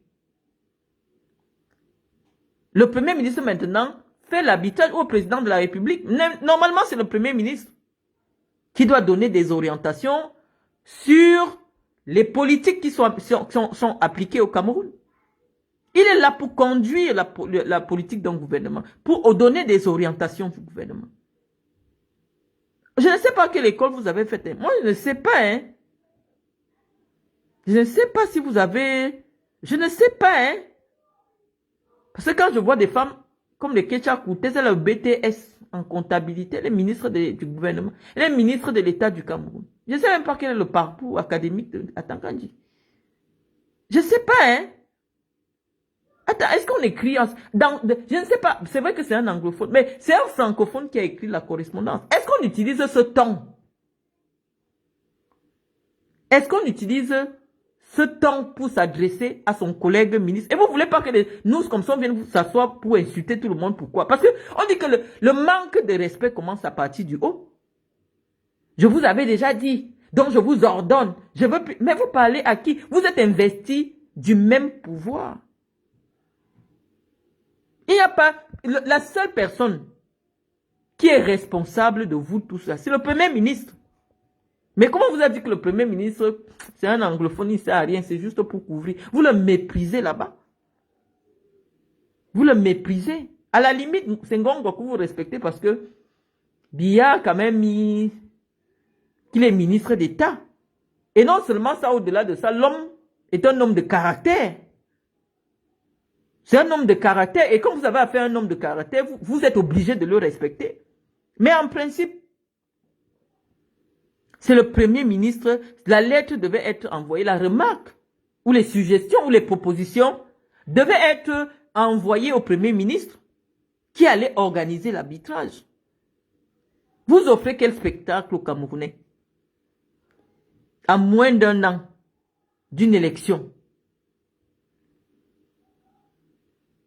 Mais on ne sait pas, hein? Le ministre de la Santé pose un problème de santé publique. C'est de son devoir. Et il estime que dans la lutte contre... Parce qu'il faut qu'on vous explique l'affaire des chichas là. La chicha, c'est quoi, les amis? La chicha, c'est le tabac, du tabac, mais beaucoup plus dangereux que le... Parce que quand vous fumez la chicha, c'est comme si vous avez fumé 52 cigarettes. Et c'est plus dangereux. Et c'est-à-dire que les substances qu'on trouve, du plomb, on trouve le plomb dans la chicha. C'est-à-dire que des matériaux tellement lourds qui provoquent beaucoup de maladies cardiovasculaires, beaucoup plus que la cigarette, sont dans cette affaire de chicha. Et donc, le ministre voit que ça devient une activité non réglementée qui a pignon sur rue au Cameroun. Donc oui, dans le cadre des mesures de la prévention de la santé publique, il est en droit de dire que j'interdis cette chose. Lorsque le ministre des Forêts décide qu'on ne doit plus vendre le pangolin et que les gens des eaux et forêts arrêtent toutes les voitures qui ont les pangolins, est-ce qu'on demande l'avis du sous-préfet? Vous voulez même nous apprendre quoi même là-bas au Cameroun? Moi, je ne connais pas Manaouda. Hein. Ne venez pas dire qu'elle est venue défendre Manaouda. Je ne le connais pas, je ne l'ai jamais vu. Mais je vous dis que vous avez affaire à quelqu'un qui est docteur. Donc, il connaît l'administration. Lorsqu'il prend une démarche, il sait l'administration. Un service en France comme le ministère de la Santé a des unités répressives. Lorsque vous ouvrez votre restaurant en France, il y a un service qui dépend du ministère de la Santé, qui vient contrôler si vos toilettes sont propres, vient contrôler là où on fait à manger. Et eux là, ils ne demandent rien au préfet de Loire-Atlantique. Parce que ils sont aussi en charge d'une mission de police administrative. Oui, si au cours de leur intervention, il y a des heurts, comme tous les citoyens, comme tous les administrations, ils ont le droit de faire appel aux forces de police, sans avoir besoin de faire recours au sous-préfet. Si quelqu'un passe chez un médecin, il se met à taper le médecin. Donc, pour que le médecin appelle le commissaire, le médecin doit d'abord appeler le sous-préfet. Ça se fait où comme ça? Mais on vous dit que, normalement, dans un ministère de la Santé, il y a une unité de répression. C'est eux qui contrôlent les faux médicaments. Il y a une unité de répression. Et, au cours de leur descente, peuvent solliciter auprès du commissaire de police un accompagnement. C'est de l'administration. Et donc, comme notre super ministre ne comprend pas tout ça, il ne comprend pas tout ça, c'est très au-dessus de sa compréhension. Il écrit à son collègue comme s'il écrivait à son enfant. Est-ce qu'il y a l'âge dans l'affaire là? Il est ministre autant qu'à dit. Et il est ministre d'un ministère régalien. Aussi régalien que le ministère de l'administration territoriale. Vous voulez tuer tous les Camerounais comment? Si Manaoud a dit que la chicha, c'est parce qu'il y a des études scientifiques de l'OMS qui ont établi que mieux tu fumes la cigarette. Mais la chicha, c'est 50 fois plus dangereux. Mais malheureusement, on connaît comment ça fonctionne au pays, les amis. Lorsque quelqu'un ouvre un bar pour faire la chicha, il sait qu'il doit aller laisser l'enveloppe chez le sous-préfet. Donc, dès qu'il a déjà donné l'enveloppe, tuez-vous. Comme je vous ai dit tantôt là, buvez les boissons frélatées. Tous les jours au Cameroun, on dit qu'on a empoisonné, on a empoisonné. Or, c'est des boissons frélatées. Parce qu'on interdit au service spécialisé du ministère de la Santé publique de vérifier ce que les Camerounais doivent mettre dans leur bouche dans les débits de boissons. On dit qu'il est parti dans un bar, il a bu le poison. Non! Les amis, lorsque le ministère de la Santé dans ce pays a la responsabilité de contrôler tout ce que les Camerounais consomment dans l'espace public. Attends, je ne sais pas que le ministère de la Santé publique doit contrôler les marchés. Et venir chasser toutes les femmes qui vendent les tomates par terre. Oui, parce que malheureusement, la tomate est un fruit que lorsque vous le mettez en contact avec les eaux usées, c'est comme ça qu'il y a la propagation du choléra, de la dysenterie. Donc en principe, mais on comprend aujourd'hui au Cameroun que quand tu veux bien faire ton travail, il y a toujours un sorcier qui sort quelque part pour se faire voir. Et te dire non, ce n'est pas comme ça qu'on fait ton travail. Le ministère de la Santé est un ministère qui englobe trop de choses qu'on devrait le retrouver partout.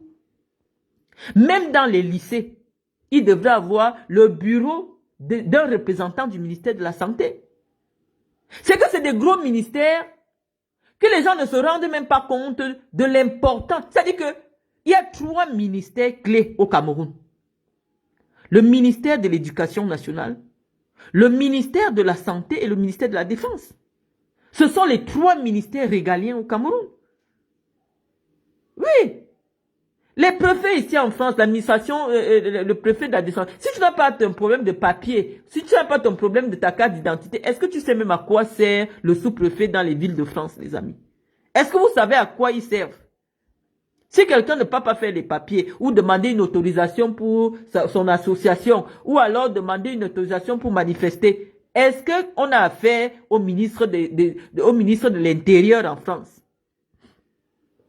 Mais le ministre de la Santé, les amis, en France d'abord, à l'école, dès que les enfants entrent à l'école maternelle, il y a une consultation qui est obligatoire, une consultation du ministère de la Santé qui est obligatoire. Pour tous les enfants, on envoie dans les écoles. Il y a le bureau à l'infirmerie. Tous les lycées ont les infirmeries.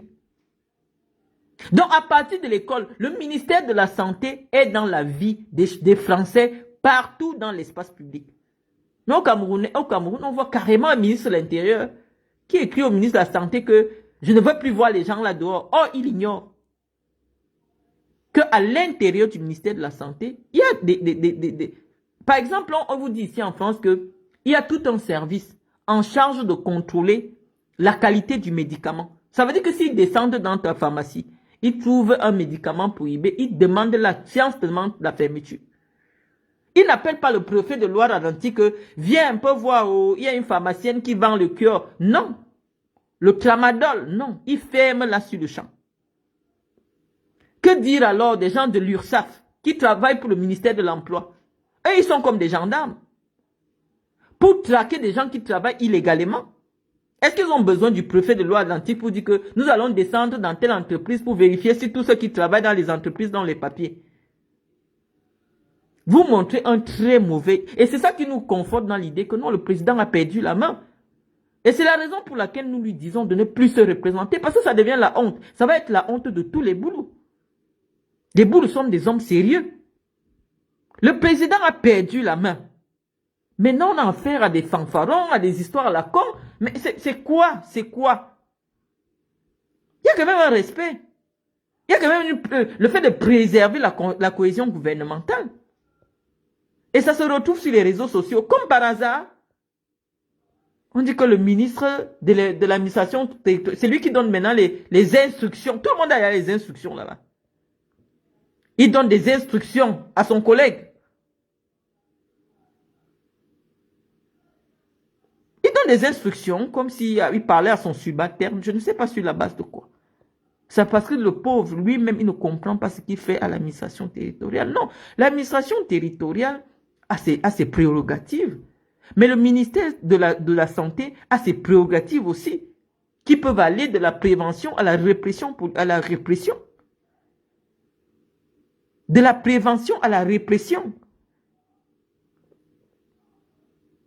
Donc voilà, en ce qui concerne ce problème-là, je dis, il y a beaucoup de problèmes qu'on peut développer, il y a beaucoup d'analyses qu'on peut faire. Mais les amis, je vous ai dit, c'est vous qui êtes responsable de votre destin. Nous, on a déjà réussi à fuir le pays.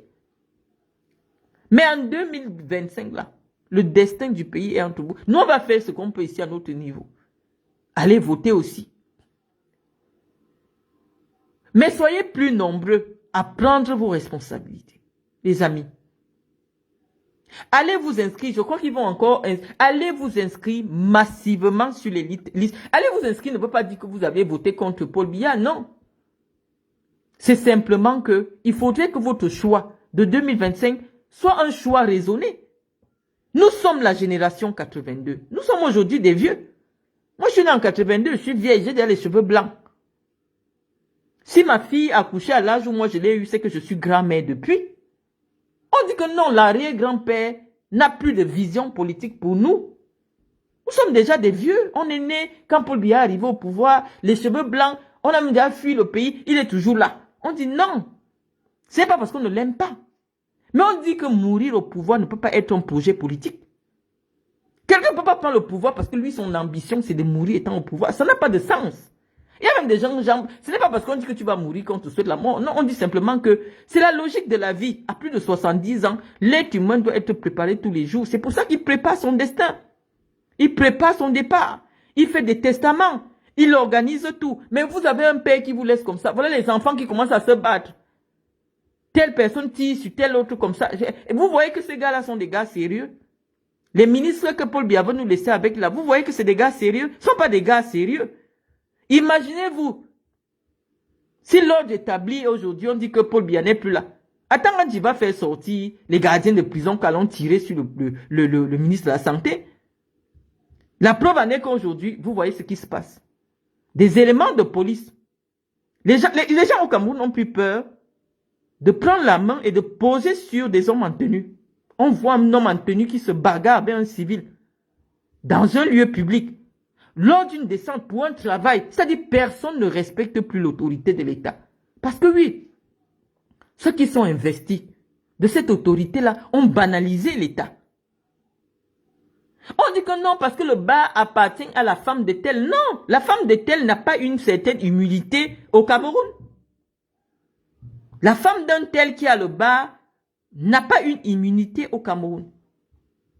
Il faut respecter la loi. La loi dit qu'actuellement, toutes ces personnes qui se retrouvent avec des maladies inexplicables, vous voyez quelqu'un, on dit que sa rate a gonflé. On dit seulement que c'est le poison qu'il a absorbé dans un bar. Non. Personne ne contrôle la qualité des boissons, des cigarettes, des chichas, de tout ce qu'on met dans les chichas, là, les amis. C'est ça qui crée ce que vous dites qu'on vous empoisonne. Ce n'est pas le poison. Ce n'est pas le poison. On vous vend du poison. C'est-à-dire qu'à partir des importations, voilà qu'il nous signale. Donc je vous disais que ces hommes d'affaires qui partent donner l'argent à Bapoula, vous savez pourquoi ils donnent l'argent?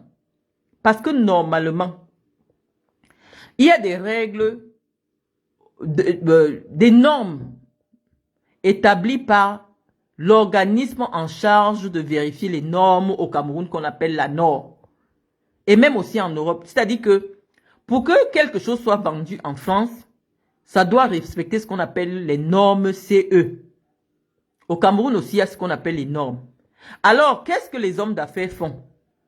Par exemple, on décide en France de renvoyer tous les blédilacs, peut-être 10 000 tonnes de blédilac pour enfants parce que lorsque on a vérifié, lorsque l'organisme en charge de vérifier les produits alimentaires des enfants a détecté que il y avait un produit qu'on a mis dans le lait des bébés qui cause des coliques et qui peut-être finit, qui tue les enfants, on dit que on va retirer le produit dans le marché. Vous savez ce que les hommes d'affaires font?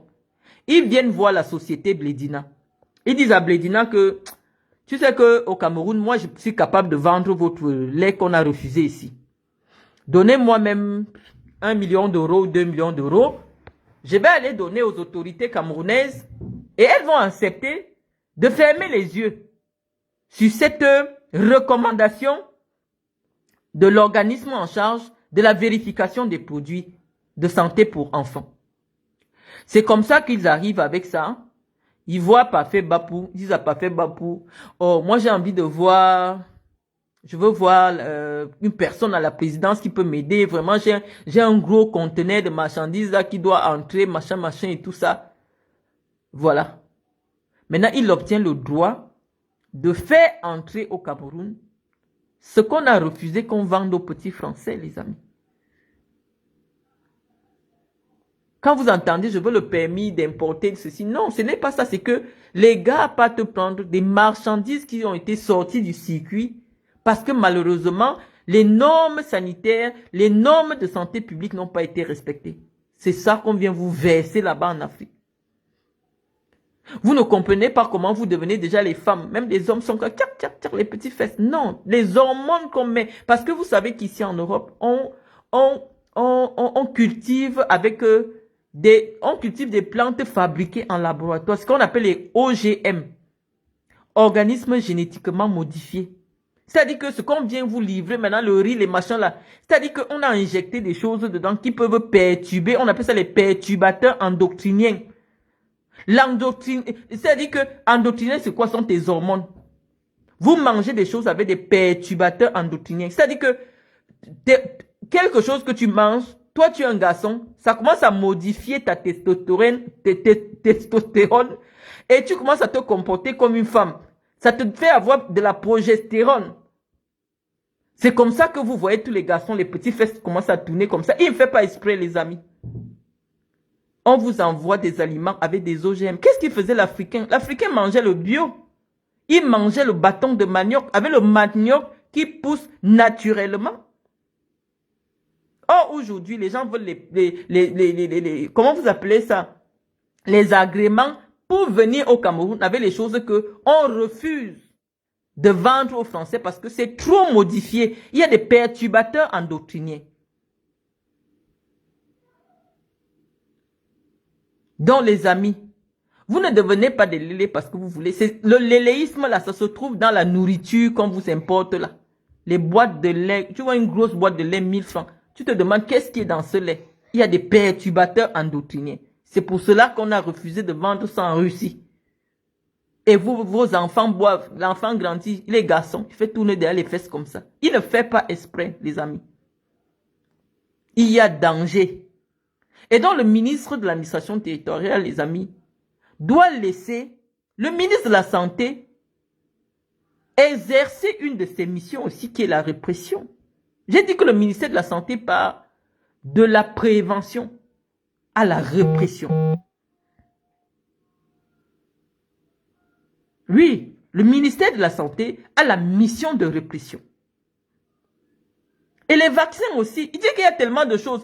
Derrière ces affaires de corruption, là, derrière l'affaire Bapoula, il y a beaucoup de choses qui se cachent, les amis. Si je m'assois ici pour commencer à vous détailler, vous n'allez pas, on ne va pas s'en sortir. Quand vous dites que quelqu'un paye 500 millions pour avoir le droit, c'est du sucre qu'on a refusé. C'est-à-dire qu'en France, avant de mettre, c'est-à-dire que je vous prends l'exemple toujours de la France, parce que vous vous sentez très proche de la France. Je vous dis que pour commercialiser, que ce soit même les produits de beauté, le simple savon que vous voyez ici, les Blancs font trop d'examens. C'est-à-dire que avant de te donner l'autorisation de vendre un produit. Donc, il y a des entreprises, malheureusement, qui produisent et se retrouvent retoquées par l'organisme en charge de la vérification des normes. On dit non, ce produit ne peut pas être vendu en Union européenne. Quelqu'un a produit 400 000 tonnes. Il va faire quoi avec? Il voit les gens au Cameroun. Est-ce que vous pouvez m'envoyer ça au Cameroun? Là où on ne vérifie pas. J'ai vu une petite fille dernièrement sur Facebook où elle a mis quoi sur sa face les boutons. On dit qu'elle voulait se soigner. Non, c'est des produits qui ne sont pas autorisés à la vente en Europe. Tout ce que les femmes font le Njansan au Cameroun, là, avec les Movat, les Topivat, tout ça, c'est interdit à la vente. Et donc, il y a des structures qui fabriquent cela en contrebande et envoient au Cameroun, ça entre propre. Et pour entrer, il faut faire quoi? Il faut être le protégé de l'amiral. Il faut être le protégé de tel. Il faut être le protégé de tel pour venir tuer les Camerounais. Et vous êtes sur Facebook pour demander, je ne sais même pas, pour faire les challenges. Je vous ai dit, le burlesque a sa place dans l'art. Mais lorsque il n'y a que le burlesque, les gens aujourd'hui, c'est la fanfaronnade seulement. Vous refusez de réfléchir, les amis. Tout le monde a abandonné. De la même manière que les parents ont abandonné l'éducation de leurs enfants. C'est comme ça aussi que, non, personne ne contrôle plus ce qui se passe dans l'espace public. Je vous expliquais que les amis, on avait des propositions à faire pour permettre aux artistes camerounais de pouvoir vivre de leur art. Mais nous ne voulons pas faire les propositions là à Paul Biya. Parce qu'on en a dit que le Paul Biya n'est plus l'homme de notre temps. Mais il n'empêche que je puisse partager avec vous une réflexion.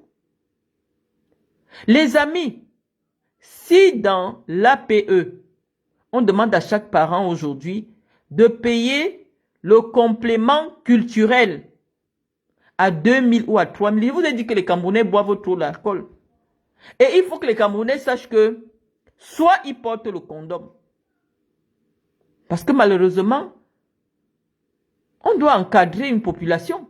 On n'accouche pas comme ça. Tu entends que tel a accouché, tel a accouché. C'est-à-dire les gens accouchent. Non, on doit contrôler la croissance démographique. On n'accouche pas comme ça par hasard, les amis. Parce que les politiques publiques doivent programmer. En France, quand l'enfant est déjà à 4 mois dans la grossesse, dans le ventre de sa mère, la CAF, la caisse d'allocation familiale, est déjà au courant que nous devons déjà lui fabriquer une place à l'école jusqu'en terminale. Oui, l'enfant, c'est un projet de vie. On parle comme ça au hasard. Donc, je vous expliquais que l'État doit créer ce qu'on appelle une parentalité responsable. Celui qui dit que lui ne porte pas le condom, il veut faire les enfants, doit être responsable. Et dans le cadre de la responsabilité, oui, l'accès à la culture, c'est une obligation. L'accès à la culture, c'est un droit inaliénable. Vous voyez, aujourd'hui, les Camerounais sont acculturés. Ils n'ont pas accès à la culture, ils ne savent pas, ils n'ont pas lu les livres, ils n'ont pas lu Céline. Tu rencontres un Camerounais, tu dis, tu sais qui est Céline? Il dit non, c'est la marque, c'est les chaussures, ils n'ont pas lu Céline. Ils ne connaissent pas Victor Hugo. Ils ne connaissent pas Eboussi Boulaga. Ils ne connaissent pas Ebenezer Ndjomwele. Ils ne lisent pas les Camerounais. Les Camerounais ne lisent plus, c'est des idiots ambulants. Et donc nous pensons que la culture doit être obligatoire. Et les parents doivent contribuer financièrement pour que les enfants qui mettent au monde soient cultivés. Et oui, c'est pour cela que nous pensons que à l'école, dès l'école, les parents, en plus de la scolarité doit augmenter pour permettre à ce que chaque enfant ait son pass culturel de 3 000 francs qui va permettre, ne serait-ce qu'à chaque école, d'inviter 2 ou 3 artistes pour des concerts publics. Et lorsque les enfants, ne serait-ce que les artistes, attendez, lorsqu'un artiste sait déjà, il y a combien d'enfants au Cameroun? Il y a au moins 6 millions d'enfants scolarisés au Cameroun. Et donc, si on dit que chaque parent doit donner 3 000 francs pour que les artistes camerounais fassent le tour du Cameroun, pour faire des concerts, des théâtres, 6 millions fois 3 000, ça fait combien les amis? Si on décide que ce ne serait-ce que ça, on partage ça entre artistes sérieux. C'est-à-dire que avant que tu ne fasses partie du pack artiste scolaire, on vérifie la qualité de tes tests. C'est-à-dire qu'on crée toute une commission pour décider sur les 18 milliards ou les 24 milliards qu'on va récolter là. On dit, il y a une commission spéciale qui va désigner des artistes qu'on peut envoyer nos enfants écouter. Ça va les obliger à travailler non seulement sur la qualité des tests, mais sur la qualité des mélodies. Moi, je suis gênée quand je vois un enfant qui chante « Tu me parles de ton ex ». Vous voyez un enfant, il est content. « Tu es avec qui tu dors, tu me parles ». Je suis gênée. Mais il n'a pas autre chose. Quand je vois une petite fille chanter le Dagobert, le Dagobert, le Dagobert. Non, parce que l'État camerounais ne protège pas nos enfants. Il devrait avoir une commission.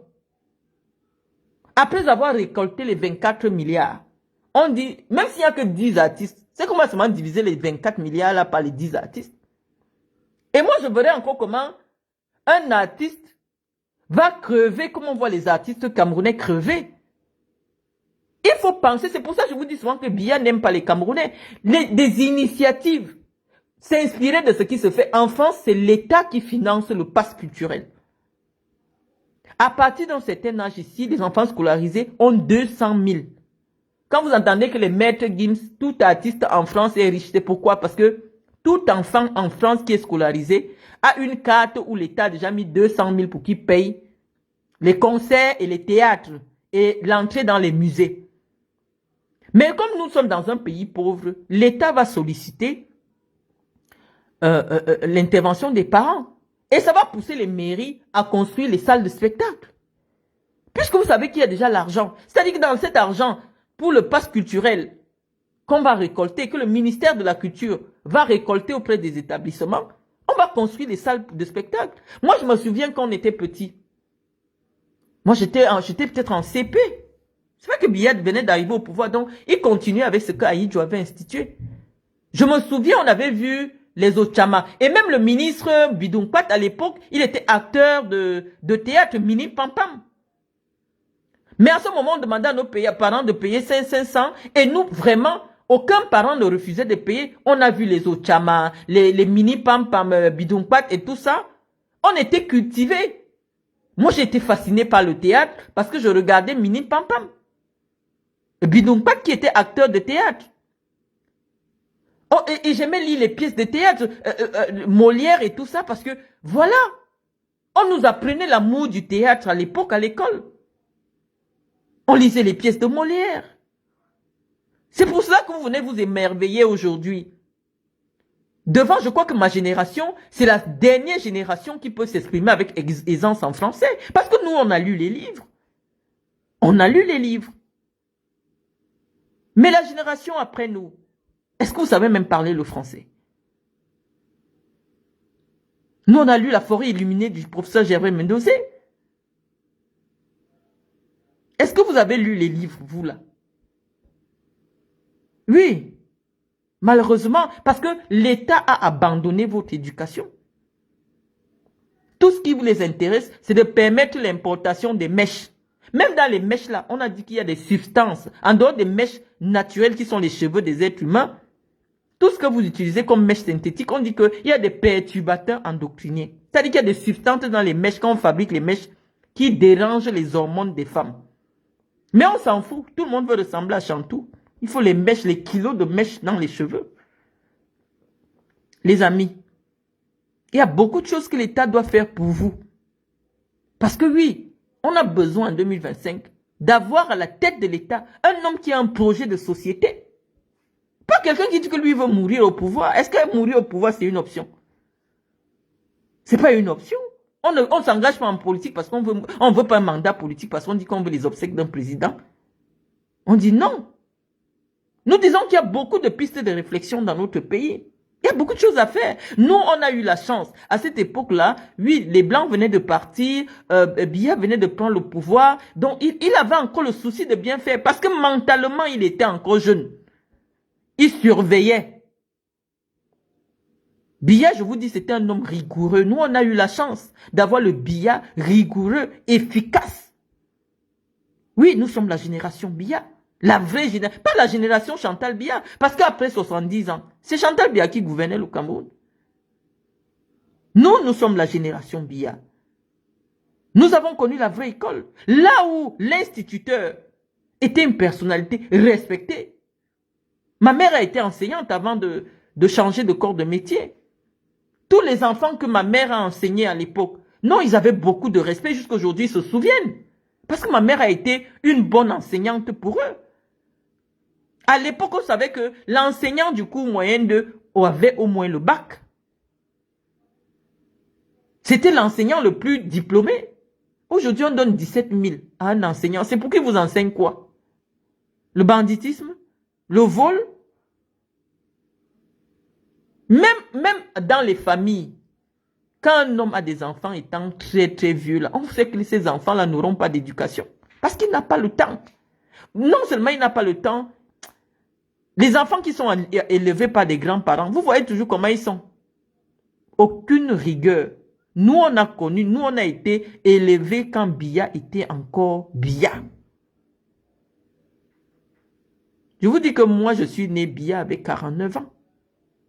C'est-à-dire que quand nous, on commence à aller à l'école primaire, là, c'était à l'époque où on obligeait 3 ou 4 maîtresses à l'école primaire. Ça ne rigolait pas. Moi, j'ai commencé à chanter l'hymne national du Cameroun. J'étais on nous apprenait l'hymne national du Cameroun, c'était en petite section. Et je vous dis qu'il y avait ce qu'on appelait obligatoirement, à partir de la maternelle, hein, la levée du drapeau.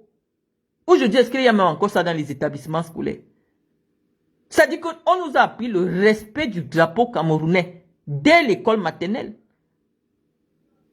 Non. Les ministres même là, tous leurs enfants étaient dans l'école publique. Il n'y avait pas une affaire que, oh, Sustel, non, parce que les ministres savaient. Nous, à l'époque, quand on entre au lycée Leclerc, c'est vrai que le président était déjà peut-être un peu vieux, mais même là, il surveillait encore. Le lycée Leclerc, c'était comme un collège privé. Tous les ministres, leurs enfants étaient là-bas. Les Ayan Luc, tous les ministres, tous les enfants des ministres étaient au lycée Leclerc. C'est un lycée public. Et quand tu as fait le lycée Leclerc, non, la qualité des enseignants qu'il y avait là-bas, c'était un autre niveau. Parce que le président, étant lui-même un ancien du lycée Leclerc, non, on ne badinait pas avec le lycée Leclerc. Mais aujourd'hui, le président est devenu faible. Il ne fait pas exprès. Il ne peut plus. Il ne peut plus.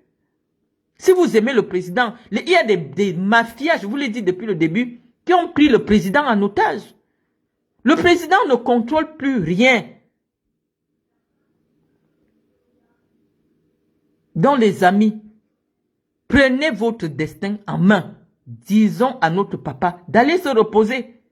Qu'il soit mort ou qu'il soit en vie, ça ne nous concerne pas parce que nous, on a pleuré Paul Biya depuis 7 ans. Le président est parti depuis 7 ans. Depuis des années, le président n'est plus là. À l'époque, il y avait des hommes, par exemple, comme les tapis, les ndans assemblement. Ceux qui connaissent ndang. Tu ne pouvais pas venir à assemblement, tu portes la mini-jupe. Les hommes de cette trempe-là sont partis. Aujourd'hui, quand on voit une fille boulot, on dit que oh, c'est des prostituées. À l'époque, tu ne pouvais pas porter une mini-jupe. Ce n'était que le maire. Hein. Un maire qui faisait arrêter les filles parce que tu as porté une mini-jupe. Des hommes qui aimaient leur pays, ils ne sont plus là. Aujourd'hui, il y a des hommes d'affaires, des affairistes qui veulent s'enrichir, veulent aller manger au Famous. Et lorsqu'il y a une petite bagarre au Famous, on voit tout un ministre de l'État qui interpelle son collègue. Parce qu'il y a eu la bagarre au Famous. Non mais, et vous voulez quoi? Vous voulez qu'on parle de quoi, les amis? Je ne vous lisais pas, hein, parce que vous savez que quand je me mets à professer, c'est comme si... Maintenant, je vais lire vos directs, les amis. Dites que ce n'est pas parce qu'on n'aime pas le père. Moi, j'avais parlé ici de l'affaire de Chantal. Vous avez dit que Marlène est mal élevée. Oui, je suis une fille de Samblima. Chantal, bien, elle-même sait que nous, on insulte tout le monde. Donc, ce n'est pas grave. Mais je suis en train de dire que maintenant que ses proches collaborateurs disent ce qu'ils disaient dans le direct, vous allez encore me chercher pour me tuer. Pourquoi? Tuer bas pour aussi tuer l'amiral. L'amiral dit que Chantal Biya, c'est un problème au Cameroun. L'amiral dit que les gens là ont pratiqué sur le président. Quand je dis ça ici tous les jours, vous dites que oh Marlène, tu exagères avec tes choses de la lambimbu. Je dis que non, là-bas, c'est les marabouts qui dirigent le Cameroun. On dit que le marabout a dit que l'homme de la maison a pratiqué sur le président. Est-ce que c'est moi qui dis? Est-ce que c'est moi qui dis? Ce n'est pas moi. Quand vous dites que là-bas, c'est le Far West des marabouts. Vous avez entendu ça dans le Voice. Est-ce que moi j'avais déjà écouté le Voice quand je vous ai dit ça? Voilà. Donc maintenant, vous me cherchez pourquoi? Vous me tuez pourquoi? Alors que je dis ce que l'amiral dit, mais il se cache. Il se cache, il dit, mais il se met à me chercher. Alors que lui-même, il sait que Chantal Biya dérange. Donc il fallait que publiquement, il vienne dire à Chantal Biya qu'attention. Le mariage n'est pas une prise en charge. Ce n'est pas parce que le président l'a épousée qu'il va venir manquer de respect à la plus haute autorité des Ekang. On dit non. Qu'il va venir manquer de respect à un patriarche. Il fallait que je sorte pour qu'elle se calme. Oui, elle s'est calmée. C'est bien. C'est pour ça que je ne l'insulte plus. Parce qu'elle voulait dire, mais attends, une première dame qui bagarre avec le chef de l'État devant l'armée parce que le chef de l'État lui dit, restez dans la voiture, je fais la rupture des troupes. Elle se bagarre avec le président. On montre à la télé. On dit que non. Et personne n'a le courage parce que tout le monde a peur d'elle. Nous, on a dit que c'est notre frère, c'est notre père. On vient, on parle. Que attention. Quand Ahidjo a donné le pouvoir à Biya, c'est parce que Biya était un homme sérieux. Biya n'est pas dans la fantaisie. C'est quoi le problème que le président veut faire la revue des troupes? Une jeune yoyette, elle le tire. Non, ça à la maison. Donc il fallait qu'on attire l'attention du président dessus et des collaborateurs du président nous rejoignent dans cette analyse-là. Que la première dame, c'est la vie privée du président. Il faut qu'elle arrête de se mêler des affaires de l'État. C'est elle qui monte la tête aux petits troubadours comme les machins, tout ça. Tout le monde fait ce qu'il veut au Cameroun aujourd'hui. L'État a perdu son autorité. Et donc, malheureusement, oui, les amis. Malheureusement. Mais nous, on va faire toujours des analyses. On va sensibiliser. Donc, je vous remercie d'être venus. Je n'ai peut-être pas lu vos commentaires. Je vais prendre le temps parce que je sais que vous avez laissé de nombreux commentaires. Vous savez, j'aime être avec vous. Quand vous me demandez, Marlène, un direct, je suis rentrée du boulot, je suis fatiguée. Mais j'ai créé cette page pour être avec vous. Donc, de temps en temps, quand c'est nécessaire, je viens, je vous laisse les analyses. Donc, sur ce, bisous les amis et puis à très bientôt.